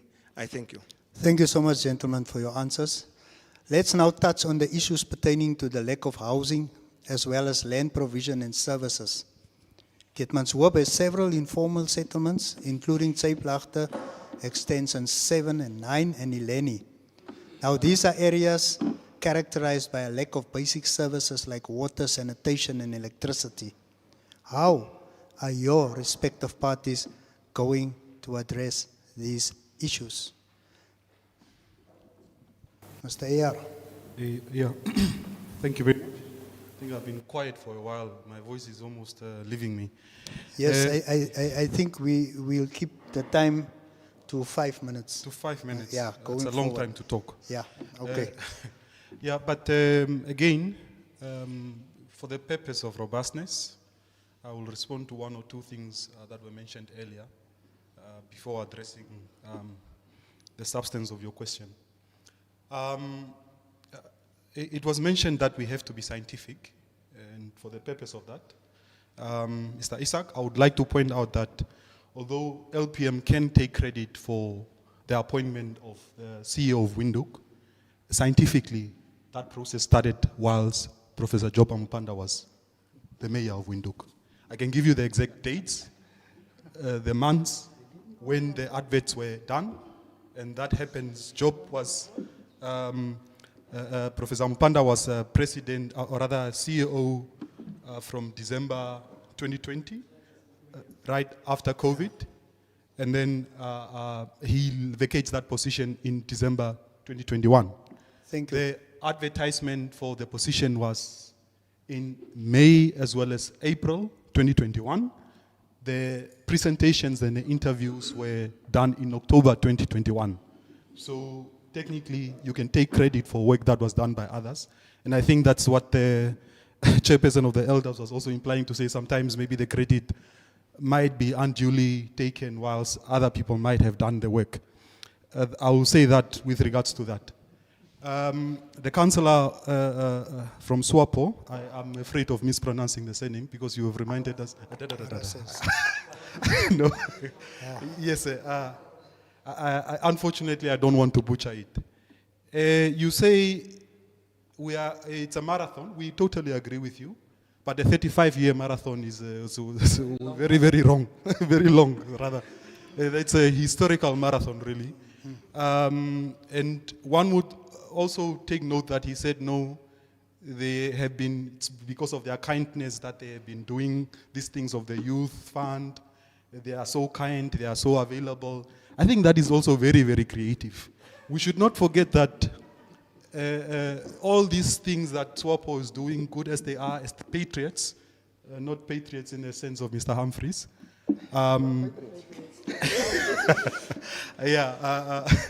We want this country to work. We want government. We want leaders to succeed, be it at the local authority level or at the national level. But we should also be truthful. The fact of the matter remains that some of these radical things that Swapo is doing is because of what they have lost. The seats that they have lost in parliament, the local authorities that they have lost, all these things. It's actually desperation. Clear, very clear indication, and this should also be a very clear indication to the voter out there to say, when they are losing, they start doing things. Why would you then allow them to come back and relax whilst they have demonstrated that 35 years is enough of a marathon for them, they can just jog? There is no end in sight because it's an endless marathon. Why then take the pressure off? The point should be very clear. They act when they lose. So we should continue to apply pressure there. It's not because of their kindness. Please don't be deceived. That's what I wanted to say there. Again, I think I have very short-term memory. Please, the question again. I don't want to. Definitely. We are in Keetmanshoop. It's also And very so let's touch on the issues pertaining to the lack of housing, as well as land provision and services. Yeah, those are very, very key to the dignity of the residents of the town. The question of landlessness, the question of sanitation, the question of health and safety in the environments in which these people operate and live, especially when one considers the case of Paradise, where we say it's a case in point that shows how the current council has sort of dealt with matters relating to the how to address matters relating to be it housing and land allocation, as well as hygiene, where we say those things tend to be treated with kid gloves. We of course heard from the chairperson of the management committee about the number of houses that they have availed, the number of errands that they have serviced. We say that is still not enough. We still say, because I believe it was under the leadership of Mr. McDonald's then, where it was indicated, I believe, last year, where the backlog was at somewhere in 4,000 houses, if I'm not mistaken. And if we continue at that rate, especially with the rural-urban migration, it would seem that 1,700 errands that they have availed is not, it's just a drop in the ocean, really. But scientifically, one can engage in the analysis of what percentage that covers, and these are errands. This is not to say that is actually providing housing units to the residents. So we say this as AR. The matters ought to be addressed. In terms of how they are addressed, the municipality has done quite, or rather the council has done quite a shallow job as far as we are concerned in availing, servicing land, as well as creating and ensuring that those areas that people live, such as informal settlements, safe. When I talk about safety, I'm talking about the fact that, unfortunately, was it last month or earlier this month, when a child's life was lost, because we think that the council is also engaging in campaign by rushing a lot of work in those areas where there are a lot of ditches and trenches that are open, and they create further hazard to a community that is also already under pressure, already suffering. And the issue of those trenches, the unsafety thereof, is something that we think the municipal council, and this is not to politicize a very sensitive matter, we actually think they can do better there by simply saying, and going forward, if such trenches are to be dug, there has to be safety measures that are sort of implemented there, because kids are unfortunately just going to fall in those trenches, and it's inevitable and it's nothing new. I think we have sort of normalized it in Namibia to say that is how that particular thing or work is sort of done, but it's a safety hazard. It has proven itself to be a safety hazard, not just in Keetmanshoop, but the entire country through. And we say if the LPM claims to be a pro-poor movement, they really ought to address those matters, and it's one that is sensitive to say it is unacceptable that a life should be lost like that. We also say, but if you check the trend with which... You still have a minute. Just 1 minute. Yeah. Okay. You've spent more than 5 minutes. Okay, On- please on don't your take my first minute. part. Thank you very much. Thank you, boss. We also say, but there is a trend with which they sort of deal with the informal settlement that is very worrying as far as we are concerned. Not just addressing like housing challenges there, but we say when one looks at the fact that areas such as Kronline, Paradise, constantly they are bombarded with the smoke that comes from the burning of that dump site. It's a health hazard, it's unacceptable, it's a trend. I don't know what scientific evidence says that they can do that, but we say it's unacceptable. We say, of course, there are things that can be systematically addressed, such as the availing of land, the availing of errands, but there are other questions that affect those people on a day-to-day basis that should be addressed with the agency that they deserve. And instead of making empty promises to say we are going to give this number of plots like what was done in Windhoek by the governor, the now governor in Commerce, when he ascended to the governorship, and then he withdrew, they say no, we are not going to avail those plots. We as AR are going to say those challenges are real. They take real concerted efforts between all leaders, be it at the local authority as well as the national level. So we are not going to lie to you and make empty promises. But things that ought to be addressed, such as the livelihoods of the people, the health, safety matters, issues relating to the relocation of dumping sites, burning them just like that so that people are suffocating in smoke, those ones will challenge, and it's non-negotiable, and we need not engage in some sort of scientific analysis that those things are Thank you. needing to be addressed. Thank you so much for your response. Mr. Peter, the floor is yours. Thank you very much. The challenging issues regarding housing, it's a pressing issue, especially in Keetmanshoop itself. So, first and foremost, when we are going to relocate people, before we relocate people to a new area, as a popular democratic movement, we will develop that area and putting up roads, putting up all the issues, services that is going to take place, water, sanitation, and electricity. Especially when we look to that area of Paradise,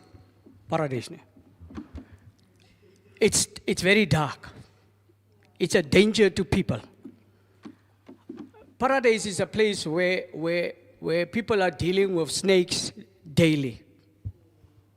And especially the health hazards that is taking place because it's near the dump site that those people are. We will engage NGOs. We will engage other investors regarding affordable housing so that people can own and say that this is home. Everyone needs a place to call home.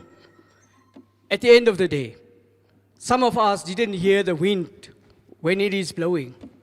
We didn't know even about the rains that is falling. But those people in the informal settlements, the whole night, from the one corner to another corner. And it is very challenging for those people. And that is the reason why we will look for NGOs to partner with them, to partner with the investors, so that people can have decent housing.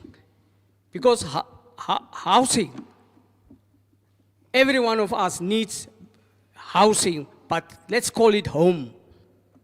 At the end of the day, the infrastructure at those informal areas, there's no roads, there's no proper roads, there's no water, there's no electricity. So let's, if voted in as the popular democratic movement, we will first and foremost develop an area before we relocate people, because we will see that the dignity of our people is an utmost relevance to their lives. So at the end of the day, we need to do that, and in those areas there's no taxis available also. So it is a big challenge for our people in Paradise and all the other informal settlements where they have to walk in the night up to where the shacks are. So we need to look to those things, and community engagement, so especially for those in the informal settlements is of paramount importance, so that at the end of the day they just feel also to be somebody as like others. We need to look into those, and when crime takes place in those areas, you are going to have people that is going to break into those shacks and so on, and it is a challenge for those people, and we need to address the low-income housing opportunities for especially low-income people. Thank you very much. Thank you so much for your response. Ms. Lisa, can we have your response? Thank you, Mr. Thank you for sticking to your time. Thank you, Mr. Daniels. I think I will steal from your time and my time to come on an equal footing. I've said previously, I'm desisting from making remarks which is very speculative. And I would like to draw us into, and I'm constantly hearing, and the fact that I'm speaking before other speakers is making things so awkward that you cannot respond. In terms of accountability, when we talk about accountability, and I'm going to address part of your question, and therefore I'll steal one more extra minute, besides the extra minute that I'll be given. Proceed. So, let's zoom into accountability. First of all, and that's why I'm advising when we speak with scientific evidence. In terms of the speaker to my left side was talking about accountability in Fontaine, without even sitting with the background information in regards to what transpired. The previous council's recklessness caused the chaotic situation of Fontaine. You give the land to the disabled community, first, in principle. Then secondly, because you don't have a sound decision making, you again award that same land to the Karas Regional Council. Then you award this land again to Ministry of Fisheries. That one council. LPM was not there. The documents accordingly is there. The owners of the title deed is the disability people. But those that have started projects is Karas Regional Council and Fisheries. How? Now the burden of responsibility, that's why we as Keetmanshoop municipality started to take action to bring somebody to the table. And even last week, my colleague to the far left, Honorable Gorasep, will attest to it, that the disability people, it's in the last management committee agenda that we are trying to finalize to clean the table so that that matter can be solved, because the title deed is in the name of the Disability Foundation. Thank you. Second thing of accountability, wherever we went, where we were, and where we are in Botany, we took every person that was busy not applying the practices and principles of good governance to task. Quest, Keetmanshoop, Marinda, you go on, where LPM is. Malde here, we have taken everyone to task to be held accountable. When we came into Keetmanshoop municipality, and that's where I want to mix accountability with the matter of housing development. When we entered into the council, which was also served by the speaker to my right, we have realized that 16.9 million was totally unaccounted for and mismanaged in terms of the Build Together program. 16.9 million. I'm giving scientific evidence. 283 household records were not in place. Previous council did not act. 283. We started to act, and it took council 2 years to bring systems and control measures in place. And we started in the third year with construction and given 10 houses to the first beneficiaries. We currently have 25 houses. And I'm going to, again, outline how the government does not want to coexist. Currently, the list of beneficiaries after these houses have been constructed is failed for 4 months that we have sent our admin to inquire for the approval of the list, because only Keetmanshoop Council can approve a list and only Keetmanshoop Council can change a list. And there's a system in place for the Build Together that you apply, it comes through the committee recommends, council takes a decision, funds are dispersed. Now the government holds a 4 million hostage. And we have changed the housing model because it was only 80,000 that was earmarked for Build Together. Now, government copied the Keetmanshoop model. That's how I say we are not like all other parties, only about lip service. And I would come back to my brother on the far right.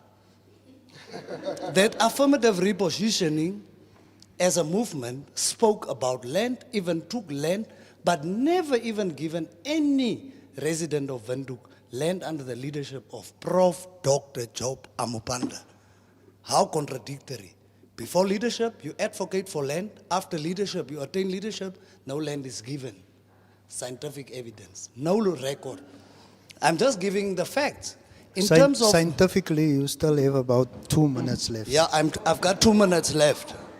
Because I have to respond, because I'm desisting from speaking and talking bad about other political parties, because that's not what I was taught when I was sent by my party to the School of Governance, where you go into completely positive political communication. When we said like that, do positive communication. Come to paradise, come to the informal settlement upgrade. When we came into council, I've made it in the previous presentation clear that only 15% of the land were given to the residents and 85% to developers. My fellow councillor, a former councillor, sitting, who served in the Keetmanshoop Council, knows for a fact, based on scientific evidence, that only developers were given land and very little was given to community. We have engineered and invoked the Section 8, subsection 2, subsection 3 of the National Housing Policy to say, if we don't apply the pressure to government as the Landless People's Movement, it gives us mandate to pre-plan, pre-survey, and give permission to occupy. And that's what we did. Now, when we did that, after we came into council, the waiting list was almost 10,000. We had to go into the waiting list that was 10,000, reduce it to 3,900, and if you say the achievement is too shallow, I'm talking about a 60% attainment, where AR has 0% attainment in terms of land delivery. How can you say it's an achievement? It is the reality. So when we, scientifically speaking, you can do calculations from a housing list and backlog that is at 3,900. You service 1,700 plots.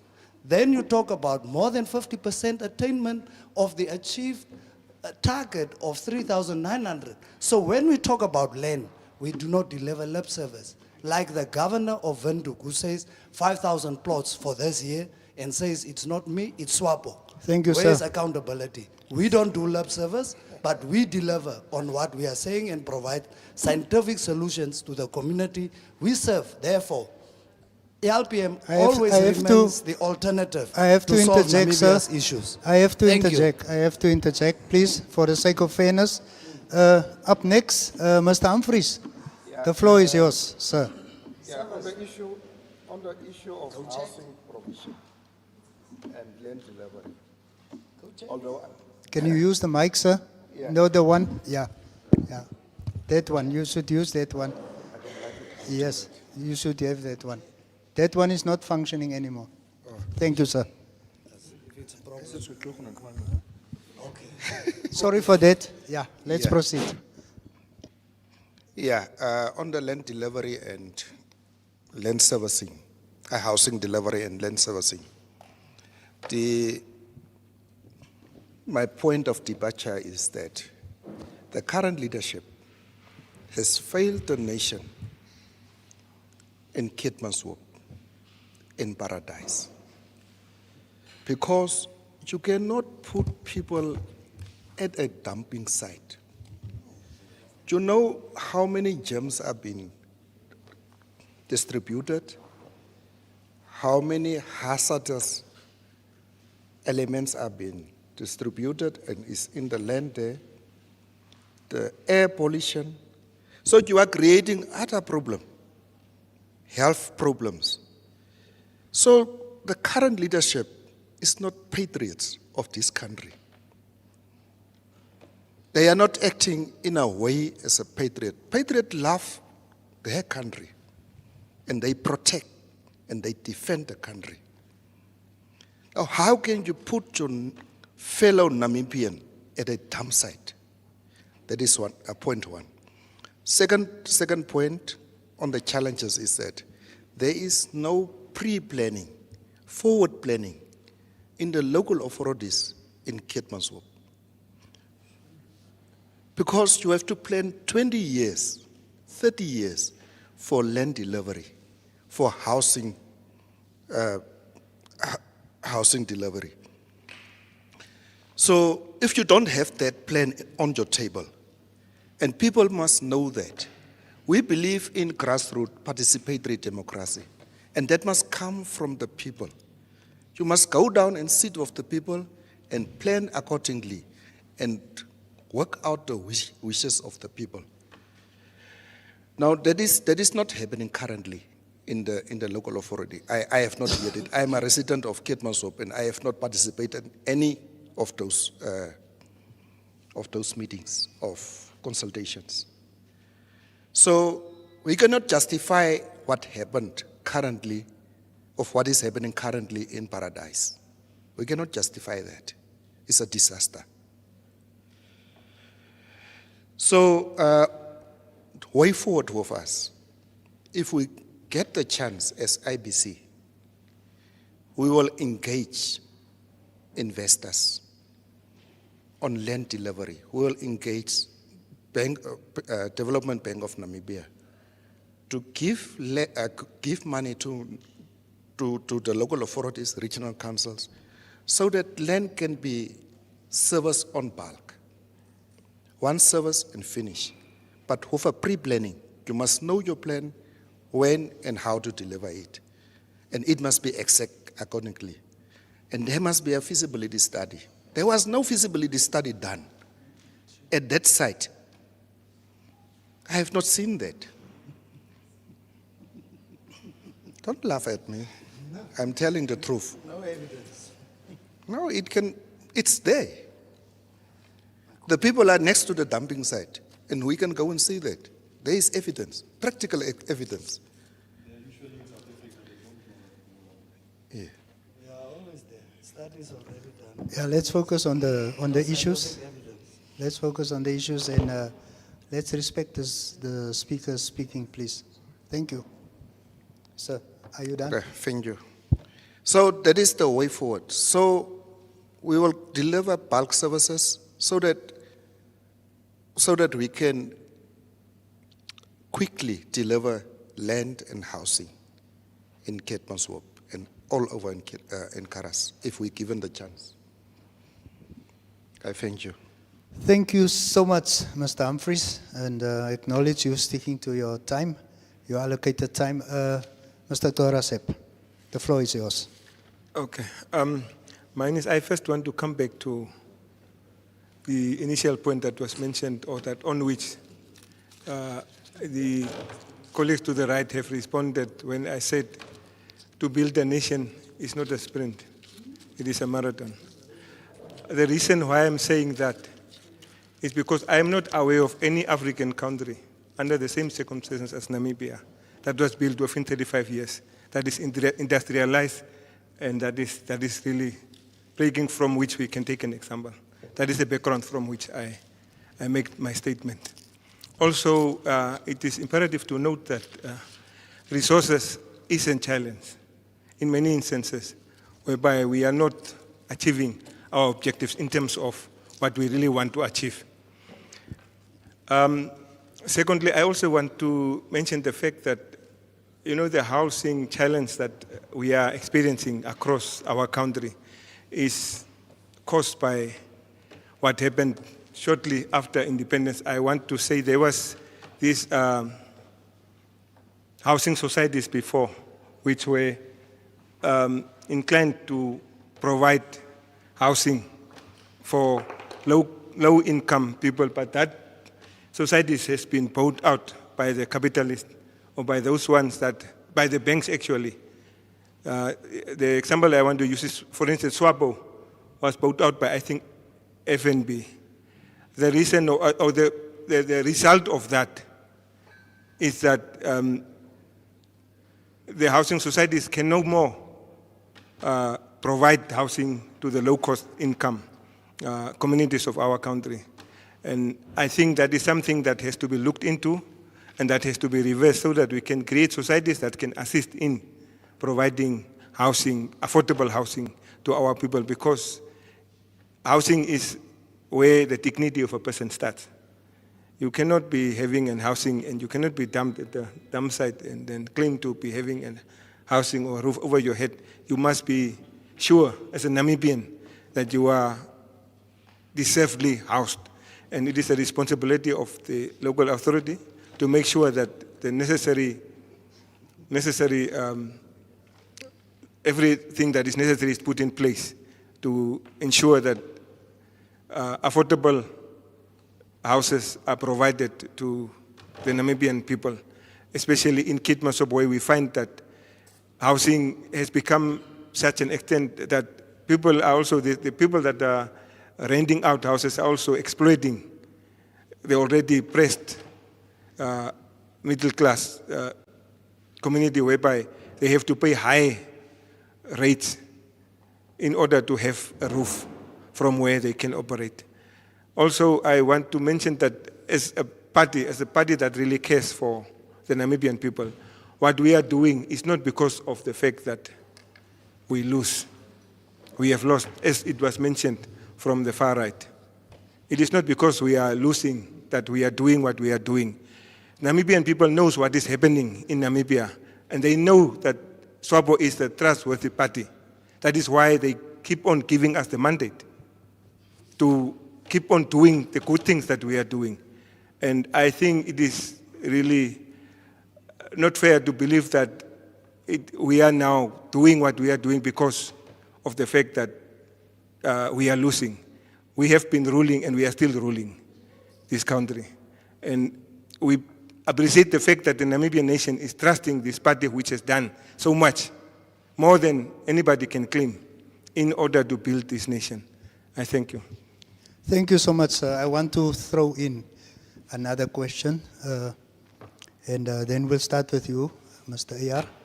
How do your respective parties intend to stabilize the municipality's financial position and recover outstanding debts without punishing the poor? Also, talk to me about supporting initiatives for vulnerable groups, pensioners, people with disabilities, and child-headed households. Now, I'm according to each of you 2 minutes. I know it's a heavy topic, but 2 minutes, short and sweet, please. I think what you're trying to do is, first of all, to ensure that we don't respond to each other. So we are not going to do that this time around. Well, be mature. Yeah. Yes, that's a very, very important question. The way that we see it is this. The high rates and taxes is, from our perspective, a failure to imagine and a failure to create real as well as sustainable revenues for additional income. The over-reliance on rates and taxes is a problem that, as was correctly pointed out, is sort of squeezing the middle class, as well as squeezing those who are trying to ensure that they pay their and maintain their municipal debt. So, first of all, we say this. It is permitted by law for the municipality to create and maintain other revenue, sources of revenue. And under AR, we will plead and ensure that the council is able to do so.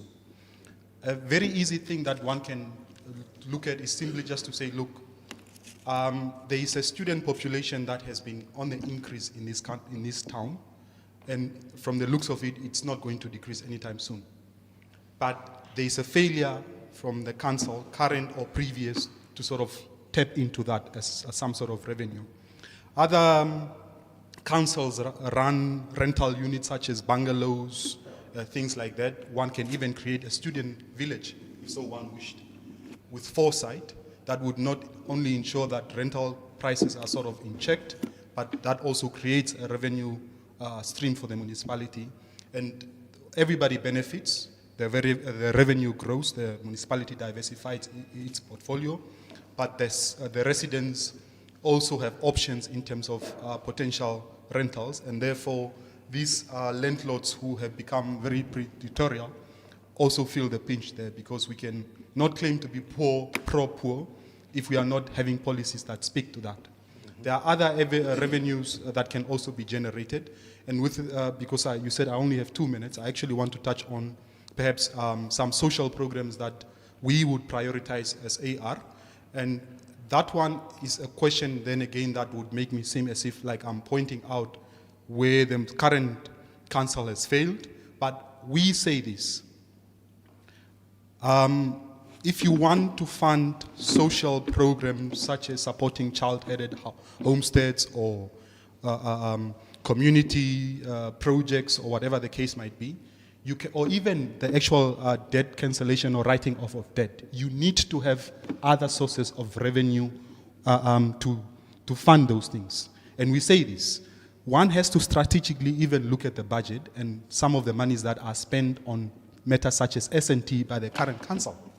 The trips that they are taking, globe-trotting everywhere, we don't even know how that benefits the person who's living in paradise or the person who lives in a child-headed homestead. Thank or you. social programs. So we say reduce that, divert some of those funds to where it matters. Do not pay lip service whilst you are not even in the actual place because you are taking S&T and just using it for Facebook pictures or whatever it is that people are doing on social media nowadays. Thank you so much. Mr. Peter, the floor is yours. Thank you, Mr. Orders. When we are talking about finances, it's a super tricky topic, but we need to communicate with our residents, with our communities regarding the stance of finances of the local authority itself. We need to set clear boundaries regarding our finances, so that at the end of the day, we are on par, the residents are on par with what the local authority is having, and the challenges of the local authority regarding finances. So, and we need to create a budget, so that at the end of the day, the people in the residents are part and parcel of it. Take the budget to them, so that we can also have inputs from the community itself. And we need to prioritize needs over events. If need be, if we see that the finances of the local authority is very low, rather stay, don't be a tourist. And respond on every invitation, wherever, whether it's Mr. locally. Peter, sorry, can you hold your thought for a moment? Sorry for interjecting.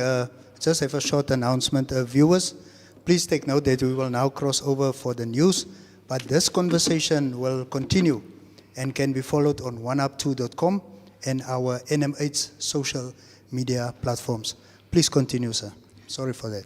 Yeah, so it's very much important to prioritize the needs over events. And as a local authority, we need to avoid secrets regarding finances. So that the residents should know that at the end of the day, they are the responsible people who is paying the rates and taxes and their bills, and they owe, in our time, they owe approximately 6 million maximum. It was 6 million. But when the new guys came in and take over, it skyrocketed.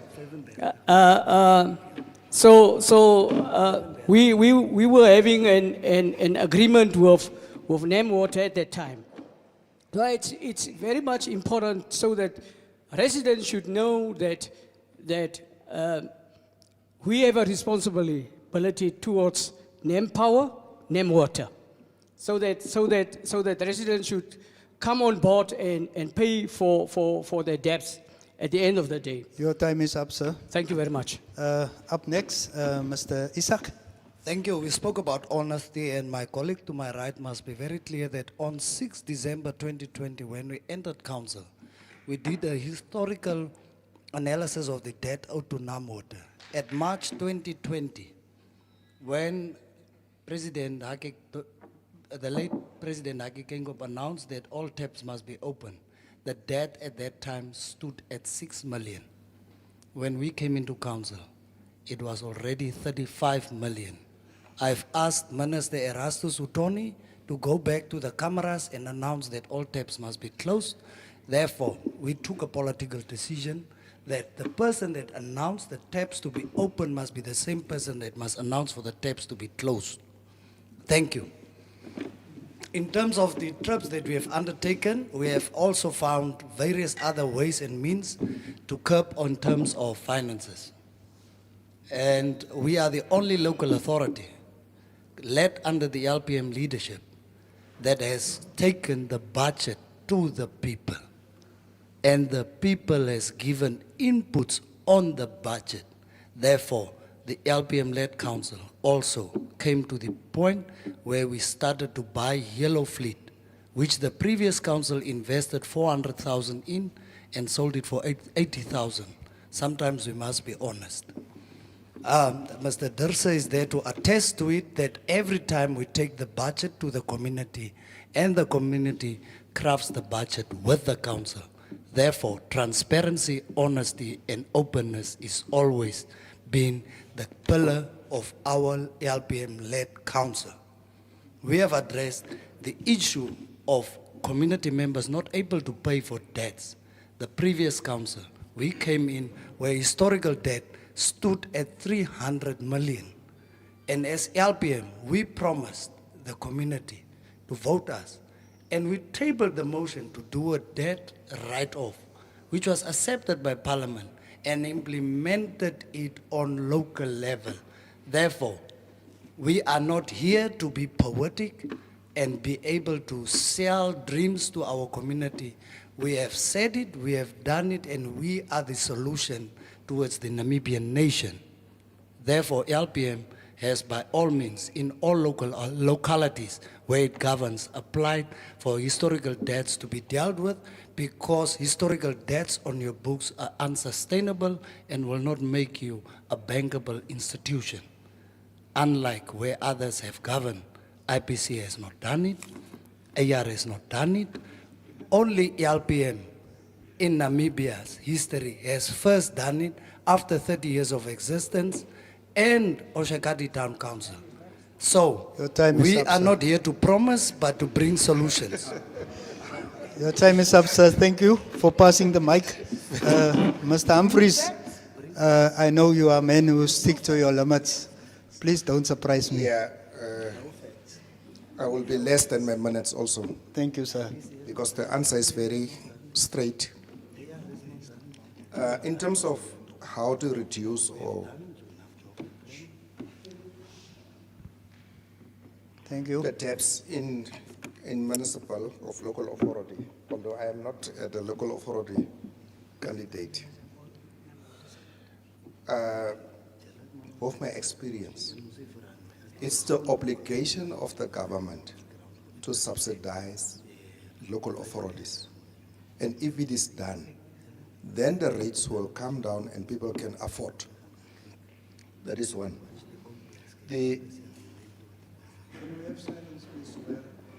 All right. The speaker is having the mic. Thank you. The other thing that we are not concentrating on, there's only one budget item that local authorities can survive on, and it's the property tax. Go and look at what is happening in Seyplachte and in the new land delivery areas. People are not having title deeds. And as long as you are not having title deeds of deed of sale, that property tax cannot be taxed to bring income in the local authority. And that is one of the shortcomings. That's why most of the local authorities are struggling to survive. So if that budget line is being addressed equitably, then local authority should have enough money, or shall have enough money. So those are the two. The third thing is that government must look into the fact that economic activities must be bring in Keetmanshoop so that people can generate income and pay the services. We are expecting from poor person. I work around from July to campaign around. I couldn't sleep in the night. The poorness of our people. People don't eat for free 4 days. But you have to go and campaign that person. Do you understand?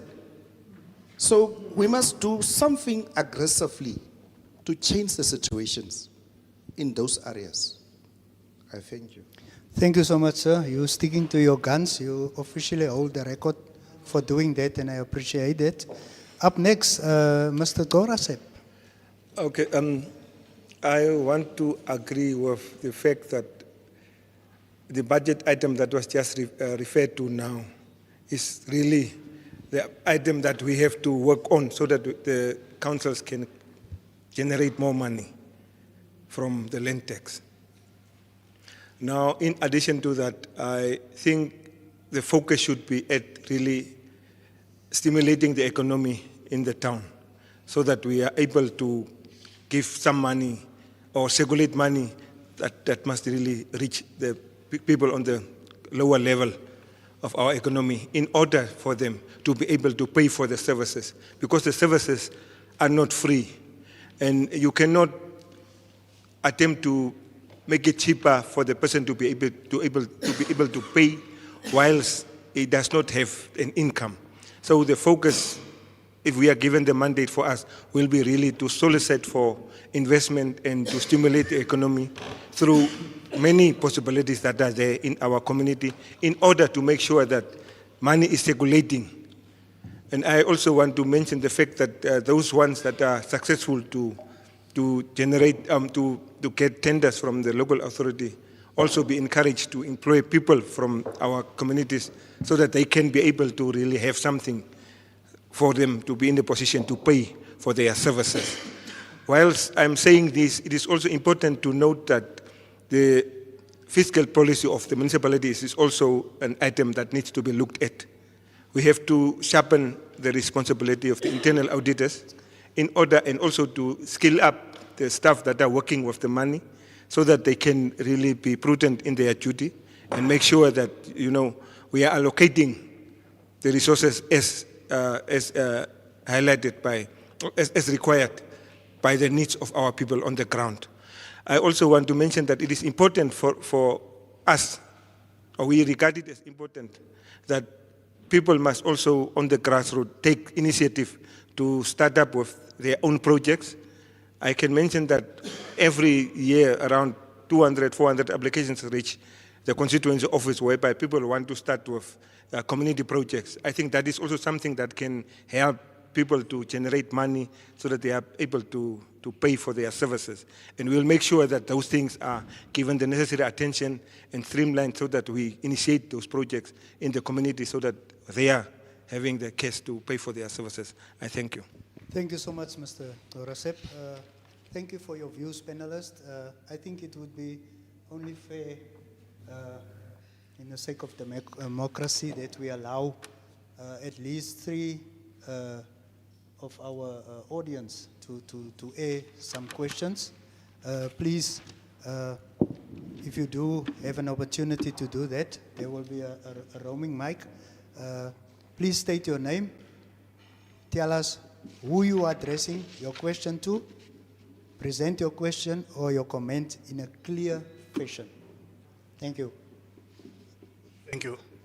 I'm Ferdinand Jacobs, and first just an observation and then a question, so to say. Judging from the engagement by the panelists, your exercise at times looks like a political or a municipal report by the sitting council, because the others are technically, especially talking about IBC, PDM, and AR, are not part of the municipality, so they cannot be told about scientific evidence because they are not privy to the operations currently happening, resolutions, and so on. So when Mr. Humphreys, for instance, pointed out about Fontainji, he is not privy to all those inner things about double allocations of the plot and so on. So he technically spoke as a layman. So that is the equilibrium, or the playing field wasn't level at the second thing which I'm putting to all of them is that, judging from social media commentary and from our walkabouts, simple dialogues and engagements in the community, you would see that many people argue from what in Latin is called a fallacy in logic, that argumentum ad ignorantiam, arguing from a point of ignorance.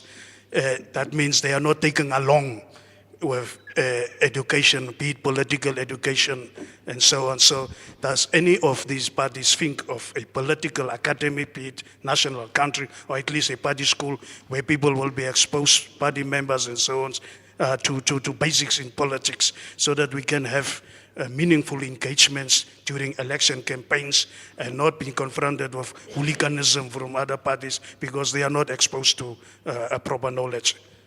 Thank you so much, sir. I also just want to recognize the presence of our Deputy Minister, Ms. Gaudensia Kroner. Welcome. It's good to have you here, ma'am. Please proceed. Okay. Good evening, Honorable Minister. Good evening, and thank you so much for this opportunity. Good evening, Honorable Incomings. My name is Emma Abed, and I'm a youth development practitioner.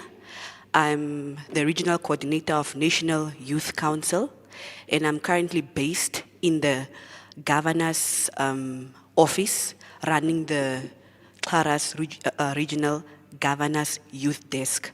And I love what LPM has been speaking.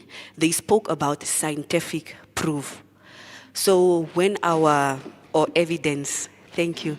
When our governor entered the office, one of his main mandates was the youth.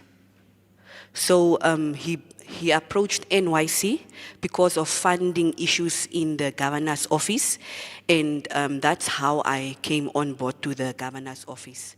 And one of his requests was that we give him statistics, we give him proof. And what this youth desk has done is to put up a survey to ask questions that are affecting the youth, questions surrounding the high unemployment rate in the region. I've got the privilege of experiencing every morning young people coming to the governor's office. The same was when I was based in the youth center. I would drive from our house in town to the location, see these young people not doing much. And right now, I've got the first-hand experience to see them, the frustration at the governor's office. And most of these people are people that are out of the youth age bracket. And most of these people come to the governor with requests as, I want work, I don't know what. We actually have one morning that the governor had to go to the radio stations to also give a civic education to say, the governor's office cannot handle all of this. Sometimes we have voted in our local, it's a question that I want to bring across. So please, can Yes. you come to your question? Yes. Please. Thank you. One of the issues that this survey has come, or we have now been able to get from this, it's probably one of the questions that I want to ask, is the high unemployment rate, not specifically amongst the youth in the age of 16 to 35, but now the people that were also youth at some age, 36 to 45 and above. Thank you. That's one of them. And number two, for the past 5 years, we have been speaking with this youth class or this class bracket, and they have been saying that they haven't had any interest in voting in any governance because nothing is changing. So to these people, to this age group, I'm here to ask on their behalf, what is our leaders that are going to come in? What are they going to do with this special bracket? I'm sorry for the long question, but I just wanted to give a Thank brief you so background. much. Can we have another one, please? I hope you take note, panelists, of the question that was asked. Okay. Yes, sir. Is it on? Is it loud? You can Okay. proceed. Good evening. Congress. Gospel Kafir. I must say, self-proclaimed activist. We had a long discussion. Okay, I was very late. And referring to the candidates sitting on the desk, just food of thought, we all were, or are, or was they. So let's not stand on the other side and say they, them. With that said, current conversation is not about national elections. Currently, we are talking about local authority. Those, and perhaps because I said self-proclaimed, those that know, I've been advocating for Can local we have authority. your question? I'm getting to the question. Yeah, please, can I'm we have getting your to the question, please, sir? I'm Thank giving you. pretext. We talked about, the question was asked about AR, how will you deal with housing? And yes, we must be very honest to say that the government is giving subsidy. And if I'm not telling the truth, then please correct me, but there is subsidies given to the local authorities. Currently, AR, what tangible, not what they did not do or who did not do, what will you do? And you briefly gave something vaguely. Also, You need to finish, my friend. also PTM, thank you that you said about the development that's there. I remember when Negertal Negertal was closing, you were part of the council, and part of the resolutions were the Ervens, which were referred to now langs aan the the dam site, and conversation was there. Can we have your question, please? Just chase to the question, please. Okay, probably We are I'm pressed for getting time. excited, so let me just Yes, sit and thank get you. back. Thank you so much. Okay, we will take Yeah. 3 more. Then we'll wrap up the questions. 3 All right, more, thank you very much. and then we proceed. Master Daniels, of Daniels, Yes, you are such a great person, bringing down such kind of panel discussions to the South. Thank you very big. you have to thank NMH Network. Okay, Media. MNH, thank you very big. In the beginning, when we started, or before we started with the panels, there was a certain allegations made by the LBM. Swabo always absent. Can they also withdraw that statement? It was in the midst of this discussion. The moment when our Can we representative have was order? not there, I Can think we have all of us order? heard that. It is not a story. Yes. So, secondly, allow me also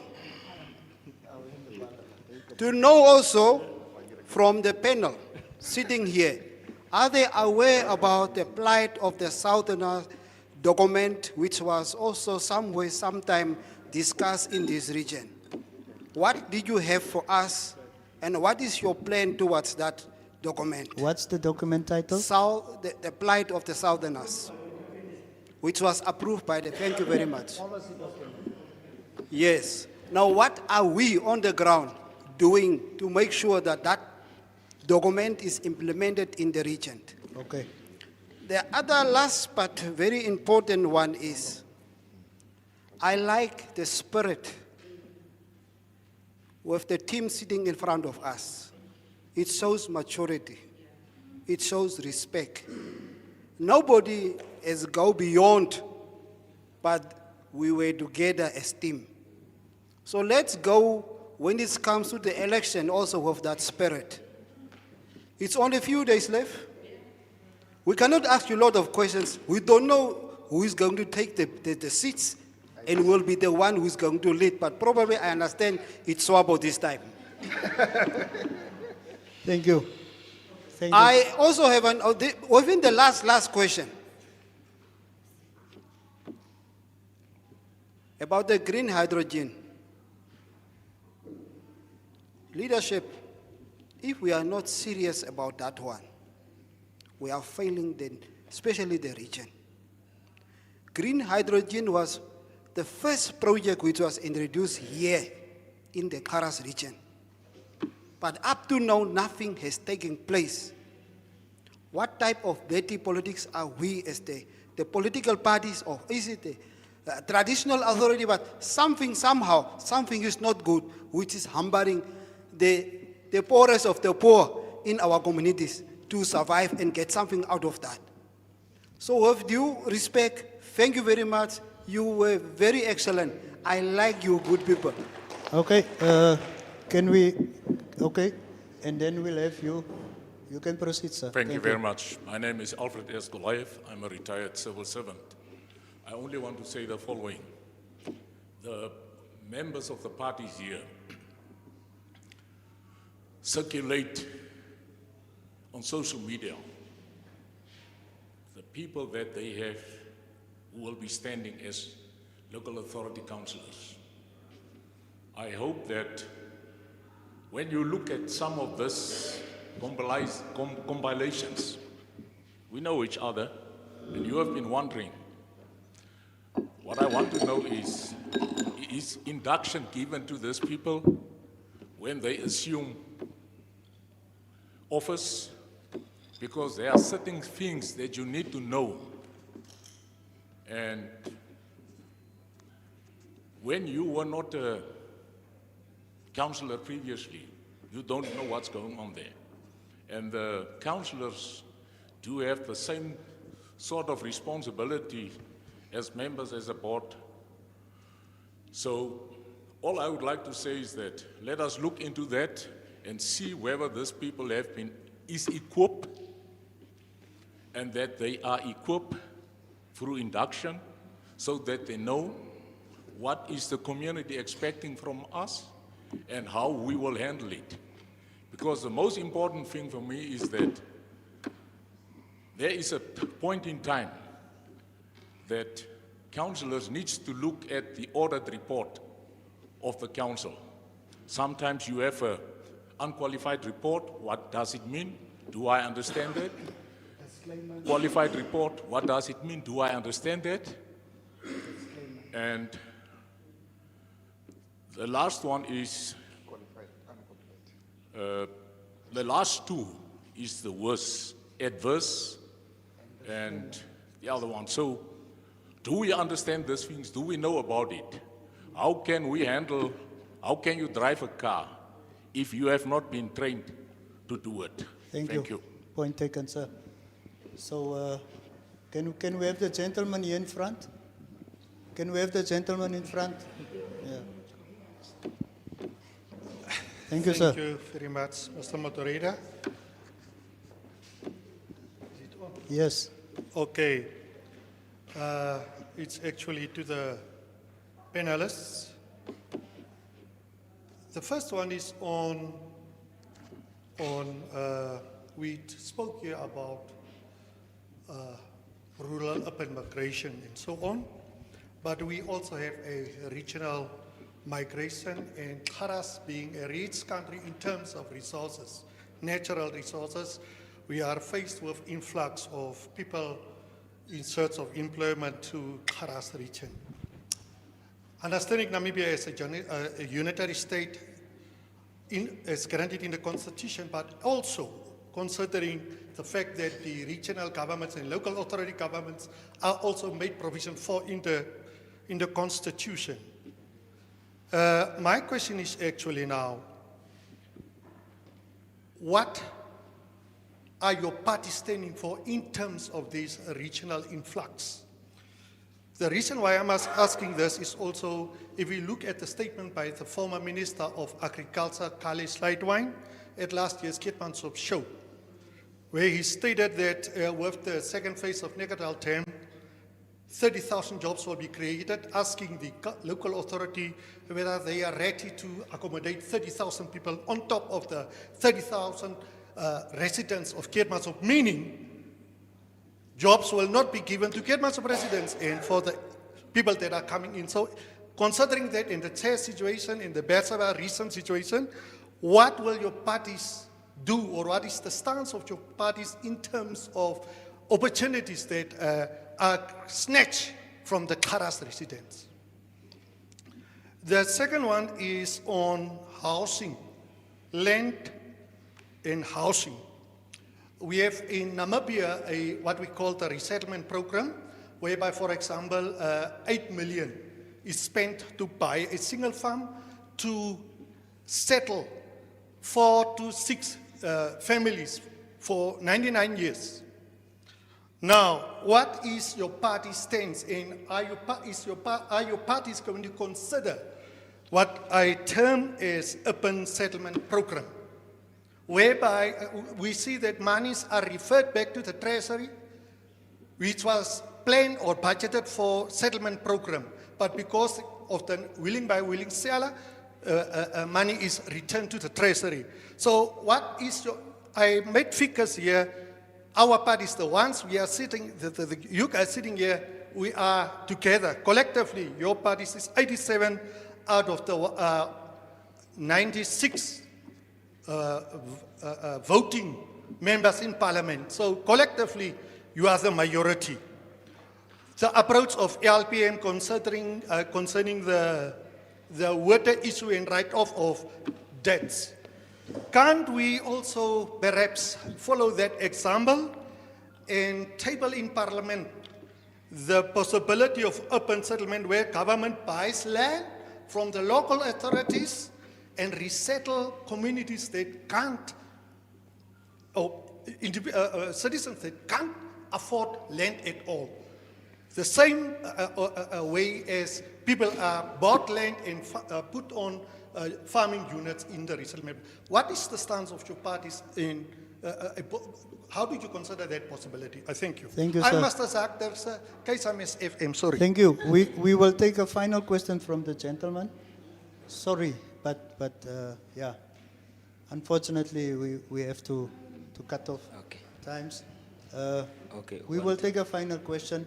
I'm sure that you are free to engage with the panelists. Okay. You know.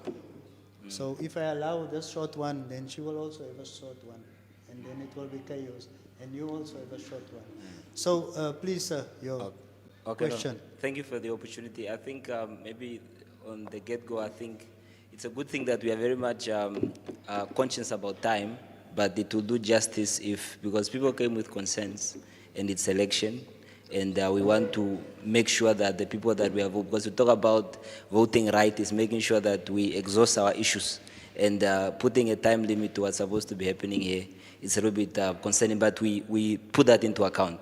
But I just want to make a few comments before I get to my question, but I'm not going to take a little bit longer. You know, one of the reasons why particularly young people are not concerned in politics is because of the liberation movement. Is that a question? No, or are you making a statement? I'm coming to my question. Okay. Just Can- like can everybody. we have your question?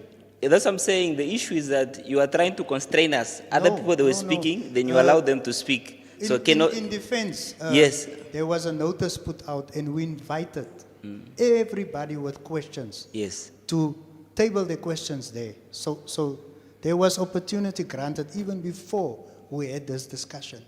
So unfortunately, some of us did not make use of that opportunity, you know. So please, can we have your question, boss? Okay, please? no, I'm coming to my question. Okay, Thank my you. question, it's tying into the last part that Mr. Derek have put into. And the issue is that one of the challenging issues that we're having in the South, it is imminent and emerging issues of division. You know, and one of those division, we know the issue that is happening in Beersheba and stuff like that. But the issue is that they are political parties who are using the expediency of race and speaking that the Southerners have been excluded from opportunities from others. And it begins to become a very challenging issue in terms of where we are living. If you take an example of me, I'm 31 years old. I was born in Noord-Oever. I don't have a surname of the South. But the issue is that when it comes to jobs, if you are busy applying, sometimes people, they don't consider that you are born here or you grew up here. All they consider is your surname. And the issue now, this thing begin to bring real issues where people are being divided, and we are being divided by political leaders that are using issues of employment and issues of bread and butter to divide people that are on the ground. Thank you. Thank you so much, members of the community, for your Good questions. evening. Ma'am, please, we've said he will be the last. Yeah, please. Thank you so much, ma'am, for respecting that. Okay, so we need to wrap up proceedings, and we've received quite a number of questions. I'll just highlight them. The first question that was aired was about political support for council. The second one touched on the issue of the high unemployment rate, and in specific, the 36 to 45 age group. And then the fourth question touched on the issue of housing and subsidies. And the fifth one touched on an allegation that there was a request for an allegation to withdraw, and you responded that this is not a parliamentary session. So I will stand with it. The plight of the South, and the policy document, that was the crux of the issue in the comments from the fifth speaker. The sixth speaker, people standing in elections, and is there induction process when they assume office, and the issue of understanding audits. The seventh question touched on the issue of rural and urban migration, as well as regional migration and employment. The influx and opportunities being snatched from the people of the South, land and housing, resettlement, the urban agriculture and debt write-offs, and the final speaker or the final person spoke about division and equal opportunities. So, each panelist, bearing and taking into consideration the questions that were asked, what would your message be to the voters? Let's keep it short and straight to the point.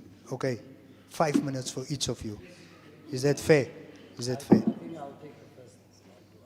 5 minutes. Let's stand on the existing protocol. Let's move from one side to the other side. Okay, first up, Mr. Tsazapi. Thank you very much. Yes, that's a serious set of questions. The time would never be enough to sort of address them, but I'm going to try. So I'm going to try them in the order in which they were asked, or if I see somehow they might have overlapped in terms of substance, then I might address them together. For example, I think the first question that relates to the matter of like ignorance or people arguing from party or rather positions of ignorance, like are we able to capacitate them, are there party schools and matters like that. I tie that one with the issue of councillor capacity building, such as capacitating them, ensuring that they are able to address and take on matters. As a movement, we do have model for a party school. It's a campus. We are able to not only inform our activists on the ground about where ideologically we come from, what it is that we represent and what it is that we stand for and want to achieve, but also part of that features what we call the caucus of representatives. That could mean representatives, be they in parliament, where they have their own caucus or caucus there, and part of that process includes elements or features of capacity building, as well as ensuring that they are able to attend to whatever task that has been assigned and whatever committee that they are serving into, and serve with dignity and distinction therein. So we do have such another caucus, because we have active councillors in Windhoek currently, who are 2. So there's also a caucus there, and capacity building is also one thing that is done there. So induction about what is expected of them, how to do certain things. So the electorate should rest assured that AR will not deploy somebody who's not able to represent not only the interests of the movement, but ultimately the interests of the people who have sent them there, in this case the residents of Keetmanshoop, without understanding what is expected of them and how to operate in that space, not just as a person, but as an effective councillor. So I'll take those two together. Then the question of the youth. I think activist Pietrus might have alluded to what I actually wanted to say. We don't think it's a deliberate, it's by chance that there is a apathy as far as youth involvement in politics. We say it's somehow by design and by established practice to say that area of politics is one that is reserved for a certain age group, whilst in reality, if you go back in the days of the liberation struggle, and I'm unfortunate enough not to have featured there, but had I been around, I would have definitely participated. When you look at the ages of those people when they were going in exile, or even those who were inside, like the rallies that they were hosting here, they were very, very young people.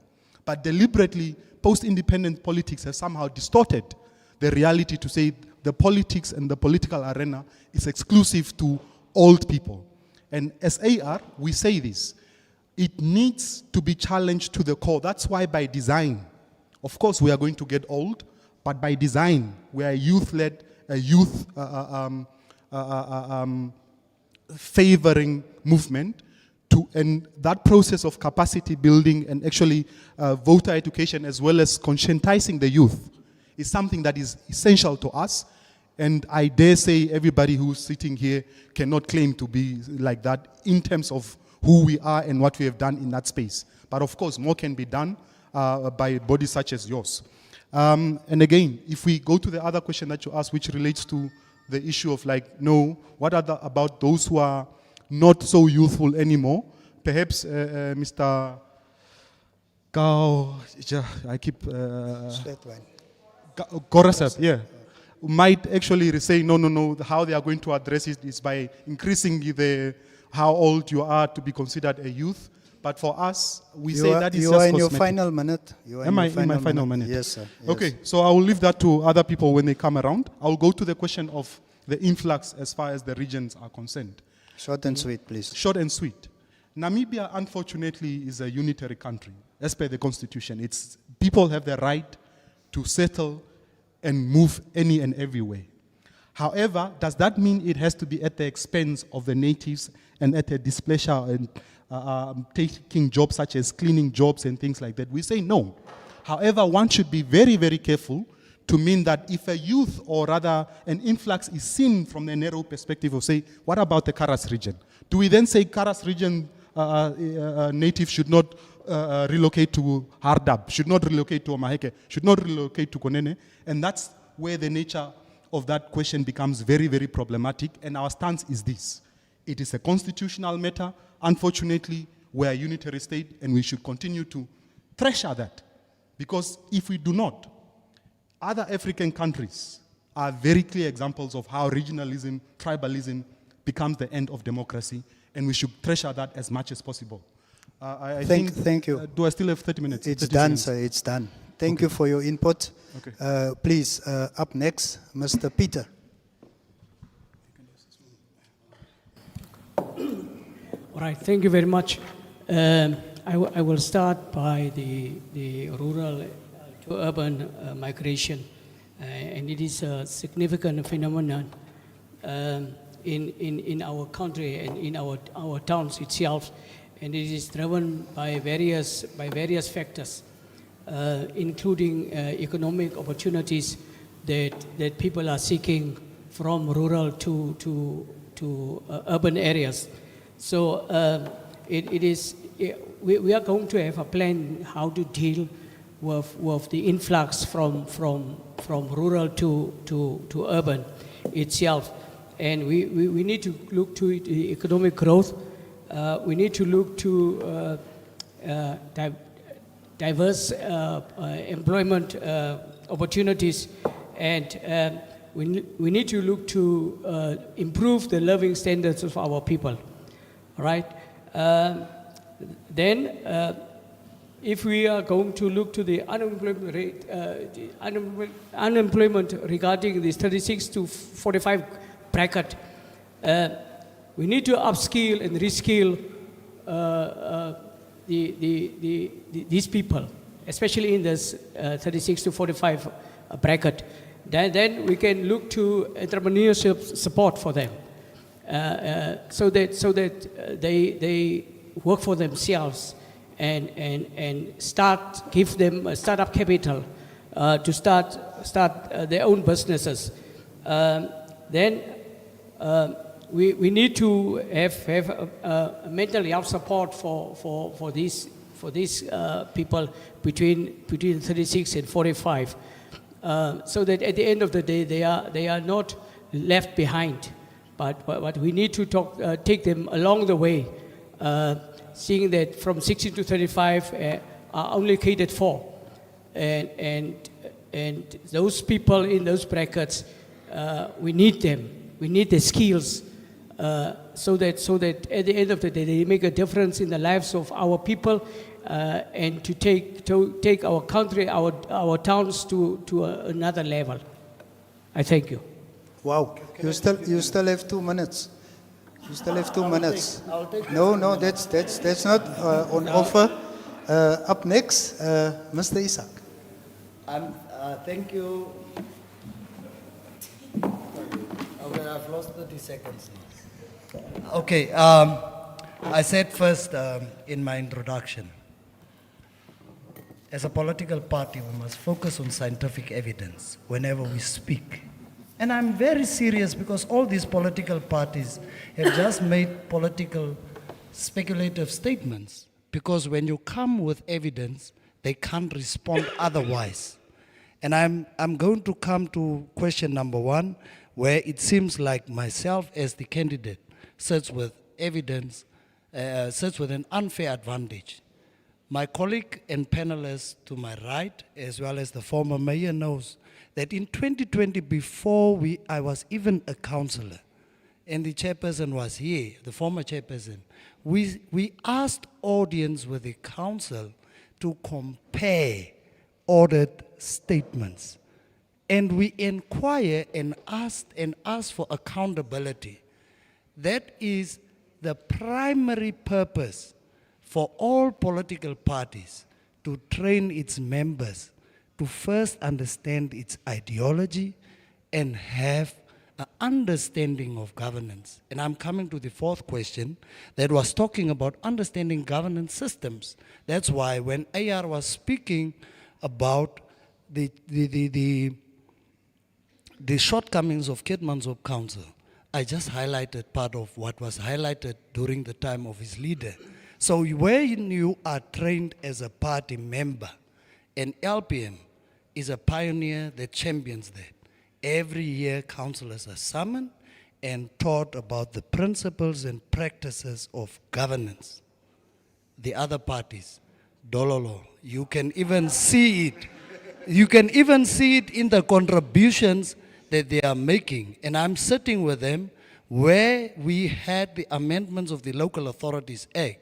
It seemed like LPM was the only one that was actually moving against this, the stream of what was proposed, and to date, it has not been highlighted. Why do I say that? Even the land bill has been tabled, and I'm coming to Mr. Zak Derkses in terms of resettlement. The land bill was tabled. IPC sits with 20 members in the National Assembly. The land bill has been tabled where foreigners are given direct access to own farms, but IPC is quiet. Do they have the understanding of what land means? So are those people deployed by the political parties having an understanding of what it means to build a country? I think it's Dololo, because only LPM has been objecting the land bill table. Not even PDM has highlighted their concern. I'm just putting it clear. It is there, but they have not. The land bill is tabled. I'm watching the parliament, so what you are saying is I'm saying the wrong things. I cannot lie to the nation out there. What is the objection that was tabled? Who tabled it? Nobody. No, nobody tabled. Nobody tabled. I can unfortunately not allow. Yes. Thank you so much. But no, I'm just responding, so don't make speculative statements. If you don't want me to respond, because I can respond in the same propensity as a panelist, I need to defend the party principal position. No, Let's not revert to you that. see, Please. if you don't have scientific evidence, you will get angry like that when you are faced with facts.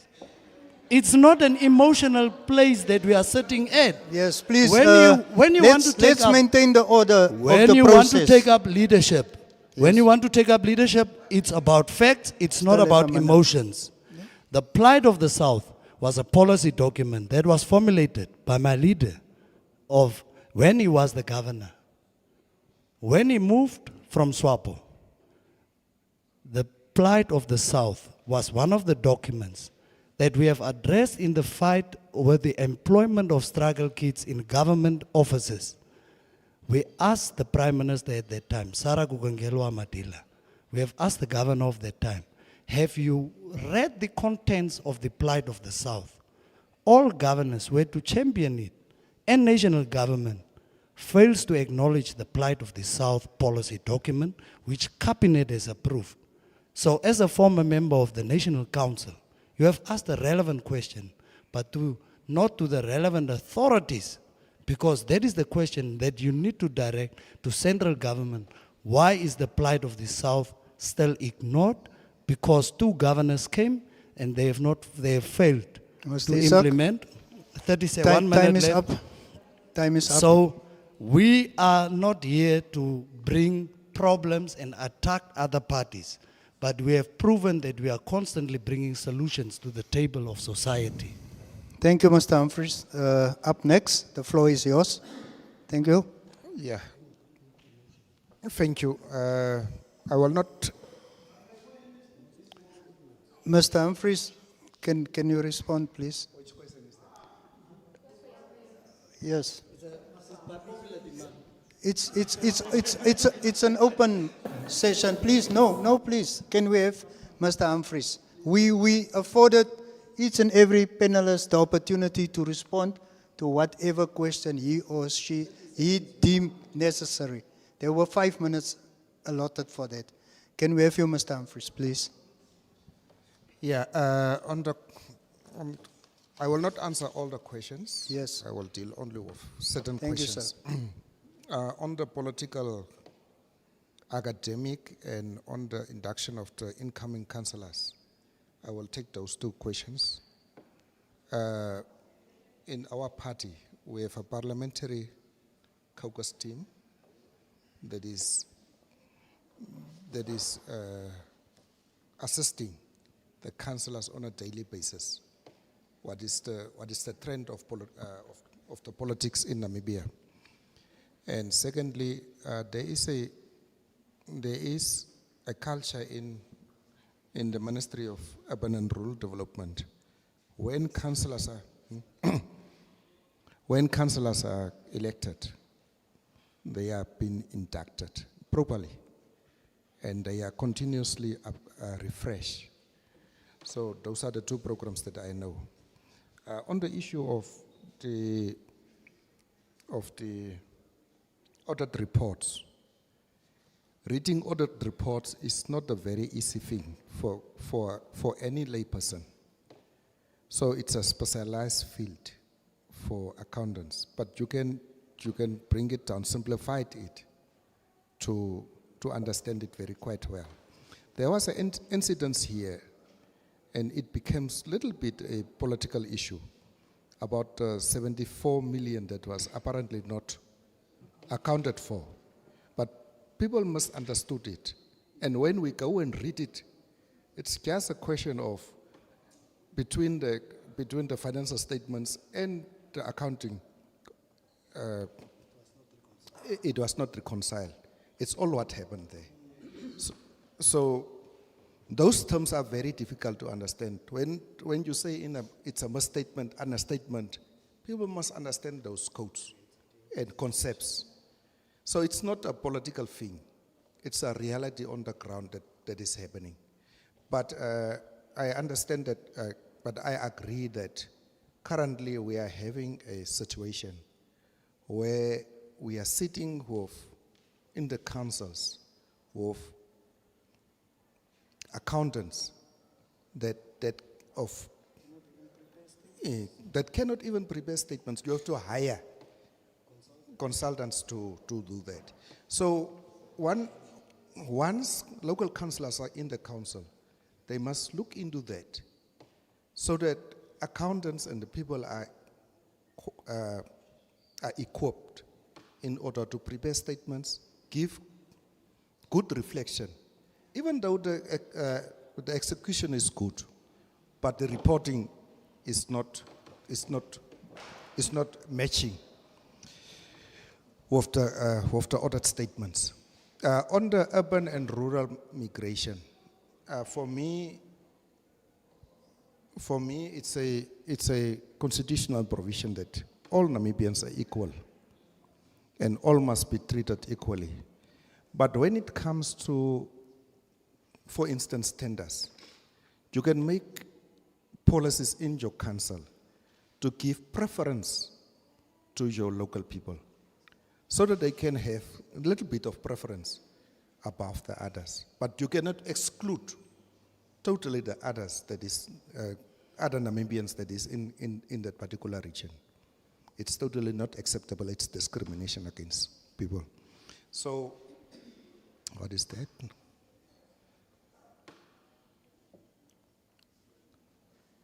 On the green hydrogen, my opinion is that green hydrogen must be explained properly to the people.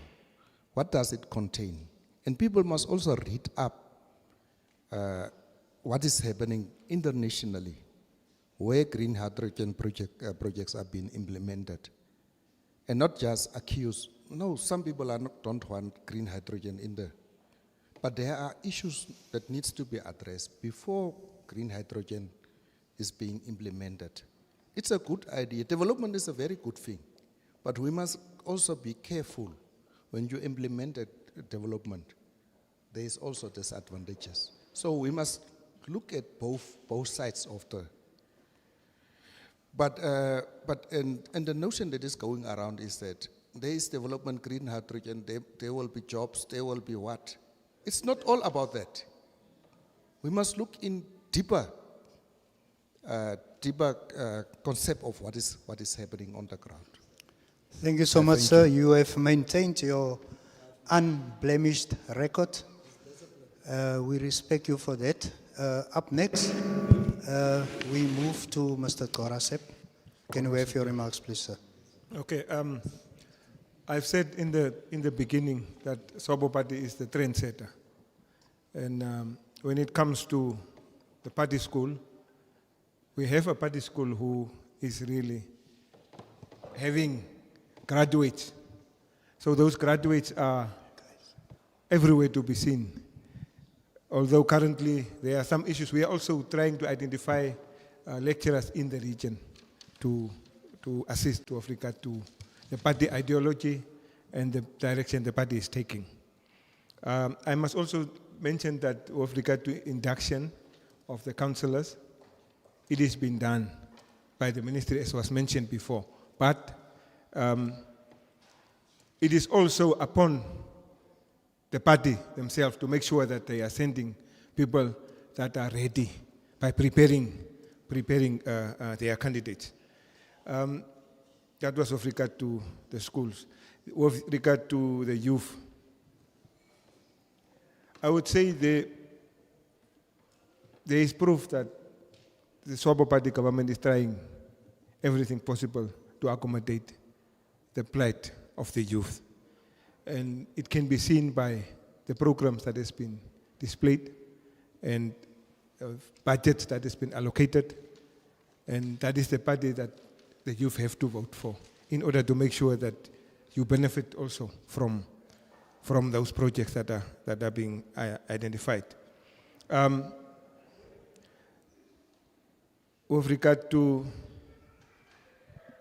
the influx, I would say we should not see the influx as the end of everything. What we need to see there is that we have to, out of experience, I can say that we are sitting down and waiting for opportunities. And after we have here, there is an opportunity. That is the time we want now to compete with everybody within the country. I think what we, as Swabo Party, intend to do is to make sure that we prepare our youth. We prepare those ones that are capable to be ready when opportunities are coming through programs and projects that will enable them to be in a better position, being on the home ground, but also to be ready when the opportunities come so that they can compete better with those ones that are coming from different regions. Because that's something we cannot prevent. It's something that we have to live with because it's a constitutional provision that we are free to move in Namibia as provided for in our constitution. So we must, the responsibility that we have and that the Swabo Party is emphasizing is that we must prepare ourselves and our youth so that when there are opportunities, like for instance in the green hydrogen or in any other opportunities, we must prepare them. We must make some conscious effort to ensure that our youth can compete equally with whoever is coming from whichever region. With regard to the plight of the Southerners, this is something that is also placed on the agenda of the Swabo Party Regional Executive. We feel that there is a lot that has been done, but again, it has just died out somewhere. So we feel it is important to take it up again, to engage the ministries and to engage whoever is responsible to make sure that they are still continuing with the provisions of the plight of the Southerners. So that is something that we are busy with. It is on our agenda, and we are working on as a party to make sure that the plight of the Southerners are attended to. With regard to green hydrogen, I think as it was said before, it is an opportunity, it is a developmental opportunity that is coming up. We must place ourselves in a position that we can benefit from this opportunity that is coming in terms of whatever it offers. If we are negative about that, let's come out with what is it that is a danger that we don't see. But we must also weigh it up against the positive aspects that it brings to Namibia. And I think in my view and in the view of my party, it is a positive thing. It can develop this country and place us again on the international map in terms of green hydrogen. So we need to see and highlight the benefits and also make sure that we benefit as citizens of Keetmanshoop and the region, which is Taras. Having said that, I would also want to re-emphasize the importance of voting for SWAPO Party as the party that has proved itself to be the leader in this country and the trendsetters. Go out, we are there to serve the nation. I thank you. There you have it, voters. You've heard it from the horse's mouth, as they say. Thank you to each and everybody who participated in this robust discussion, the panelists and the members of the community alike, and the viewers. To my colleagues contributing behind the scenes, Sheldon and Patrick, we appreciate your efforts. To NMH, thank you for making this possible. To all eligible voters, please go and exercise your democratic rights. And with that, we conclude our discussion. Our conclusion. That is the conclusion. I gave you much time. No, you didn't tell us we are concluding. We were saying, I gave you much time. I said, You think we want my friend? we need to a list of concluding statements. I said we need to wrap up proceedings. Each panel